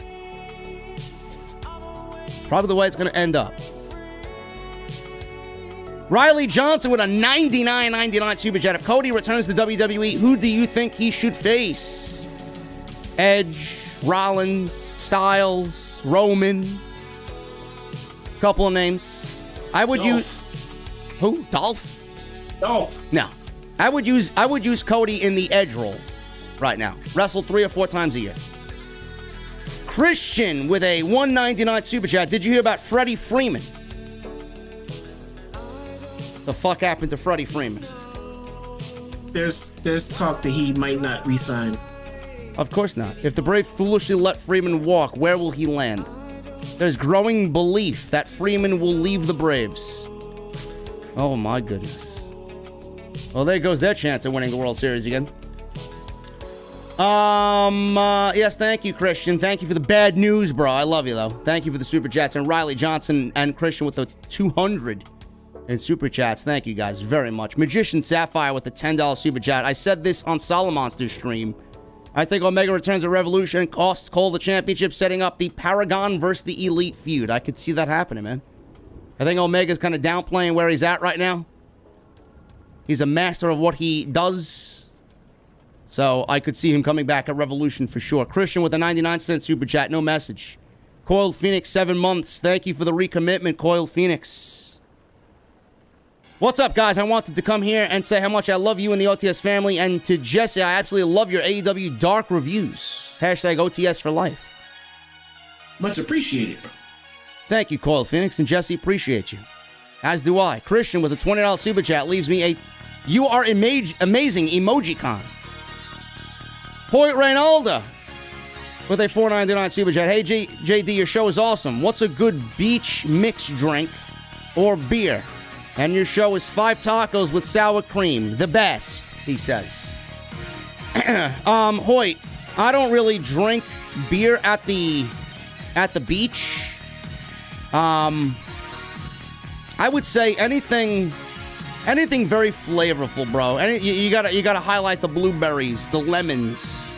I would go with a nice tasting hard seltzer, not this Bud Light fucking Corona shit, Truly hard, whatever the fuck they got. What is that, White Claw? Fuck that shit, man. You gotta go with a craft beer brewery that knows how to do fucking hard seltzers. Victory Brewing. Evil Twin Brewing knows how to do it.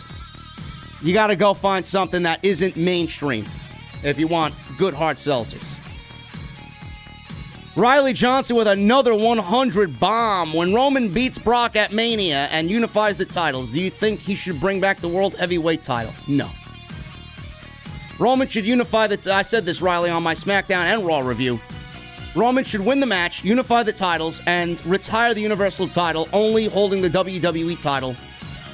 Because he's going to retire the greatest of all time that's ever held that title. Nobody's beating him. So what's the point? Justin Strickland with a $9.99 Super Chat. I'm predicting more turmoil between the Young Bucks and Red Dragon, especially since the Young Bucks let Adam Hangman Page beat down Red Dragon. I think the turmoil will help Jurassic Express retain the tag team titles. You're probably right, Justin. Yeah. I could absolutely see that being the case. One that I would not mind either. Christian with a $1.99 Super Chat. I don't like Johnny Knoxville or Logan Paul. Neither do we. MGM Ballin with a $4.99 Super Chat. Natalia Markova got some serious booty meat. Shout out to Tony Brown. Yeah, but Jesse doesn't know who she is. He will, though, when he looks her up. Christian with a $1.99 Super Chat. Who is going to beat Roman? Nobody. Christian, nobody's beating Roman. Brian Edwards, 6 months. Revolution is going to be fantastic. Thank you so much, brother. It is absolutely going to be one of the best shows of the year. Tommy Brannigan with a 2-month Super Chat. Jesse's tacos are much better with sour cream. Oh, my goodness. Christian with a $1.99 Super Chat. No message. Christian with another $1.99 Super Chat. He may be going to the Yankees or Mets or Dodgers. Then Freddie Freeman is a fucking fool. And James with a $10 Super Chat. Jerry, did you get my DM on Instagram and see the tweet I tagged you in? Jesse, about the GoFundMe for the dude that lost all his stuff in a house fire just a few days ago. I did not. You see that? I did not see that, bro. I gotta look. I gotta look at it, man. But that is it. That's all the Super Chats, I think, for now. The show is over? Oh, man. That's it for now, I think, bro. No, I'm sorry to hear that, bro. I mean, we're about to get out of here, Jesse. You happy? Get in the fucking car. I'm getting in the car, bro. Listen, the gas is on, the ignition's on, okay? It's running. I got the heat blasting. We're going to get out of here, man. I got some Destiny to play, man. It's 1:07. I got maybe 2.5 hours. Get out of here. Got to get my light level up. I got to do some exotic missions. I got to get some powerful gear. Thank you guys very much for all of your support. You absolutely fucking killed it with the Super Chats tonight, guys. I don't know. You guys leave me speechless every fucking stream. Take off. I'm taking off, bro. Let me fucking dump you on the fucking side of the road, all right? Start the car. Jesus fucking Christ, this guy. I'll pick up Thunder Rosa along the way. She'll beat the shit out of you in my car, man. I don't even mind if there's blood on the seats. Where's the PlayStation in this car? Oh, my goodness. Guys, listen, I'll be back tomorrow with some off the script, some podcasts. Coming your way Thursday and Friday. Friday, I'll be live on Friday night with SmackDown, AEW Rampage. Follow me on Twitter at JDfromNY206. Follow Jesse on Twitter, or don't. Rate him one taco. Go watch him live on YouTube. Turn the heat on. Go watch him live on YouTube. Cover AEW Dark Retro Reviews. But mainly follow me on Twitter. It's the place to be. Keep up to date at JDfromNY206, Twitter and Instagram. Hit that subscribe button down below. Turn on the bell for notifications. Make sure you guys hit that thumbs up. We hit the minimum, so I'm happy. Continue to hit that thumbs up. audibletrial.com/scripts for your 30 days free. And one free audiobook of your choice. You guys know the deal there. Jesse, you want to... audio book on Destiny? Yeah, actually, they do. They actually do. You want to know the Destiny lore, bro? No, not now. I want to go fucking play. You want to know all about the Hive lore and Savathun lore? Christian with another $1.99 Super Chat, bro. Save it for Friday, man. I'm jumping out of this fucking car. Christian, save it for Friday, bro. Jesse can't wait to get home and devour fucking mediocre tacos. Guys, I'm getting out of here. Make sure you guys do what I always request in the chat, man. I need those guitar emojis in the chat. My VIPs, those Mustang emojis in the chat. And when you hear that guitar solo come on, I need that music on max. I'll see you guys tomorrow for OTS and then Friday live in the venue for SmackDown and Rampage right here on Off the Script. I'll see you guys later. I'm talking tacos in the back.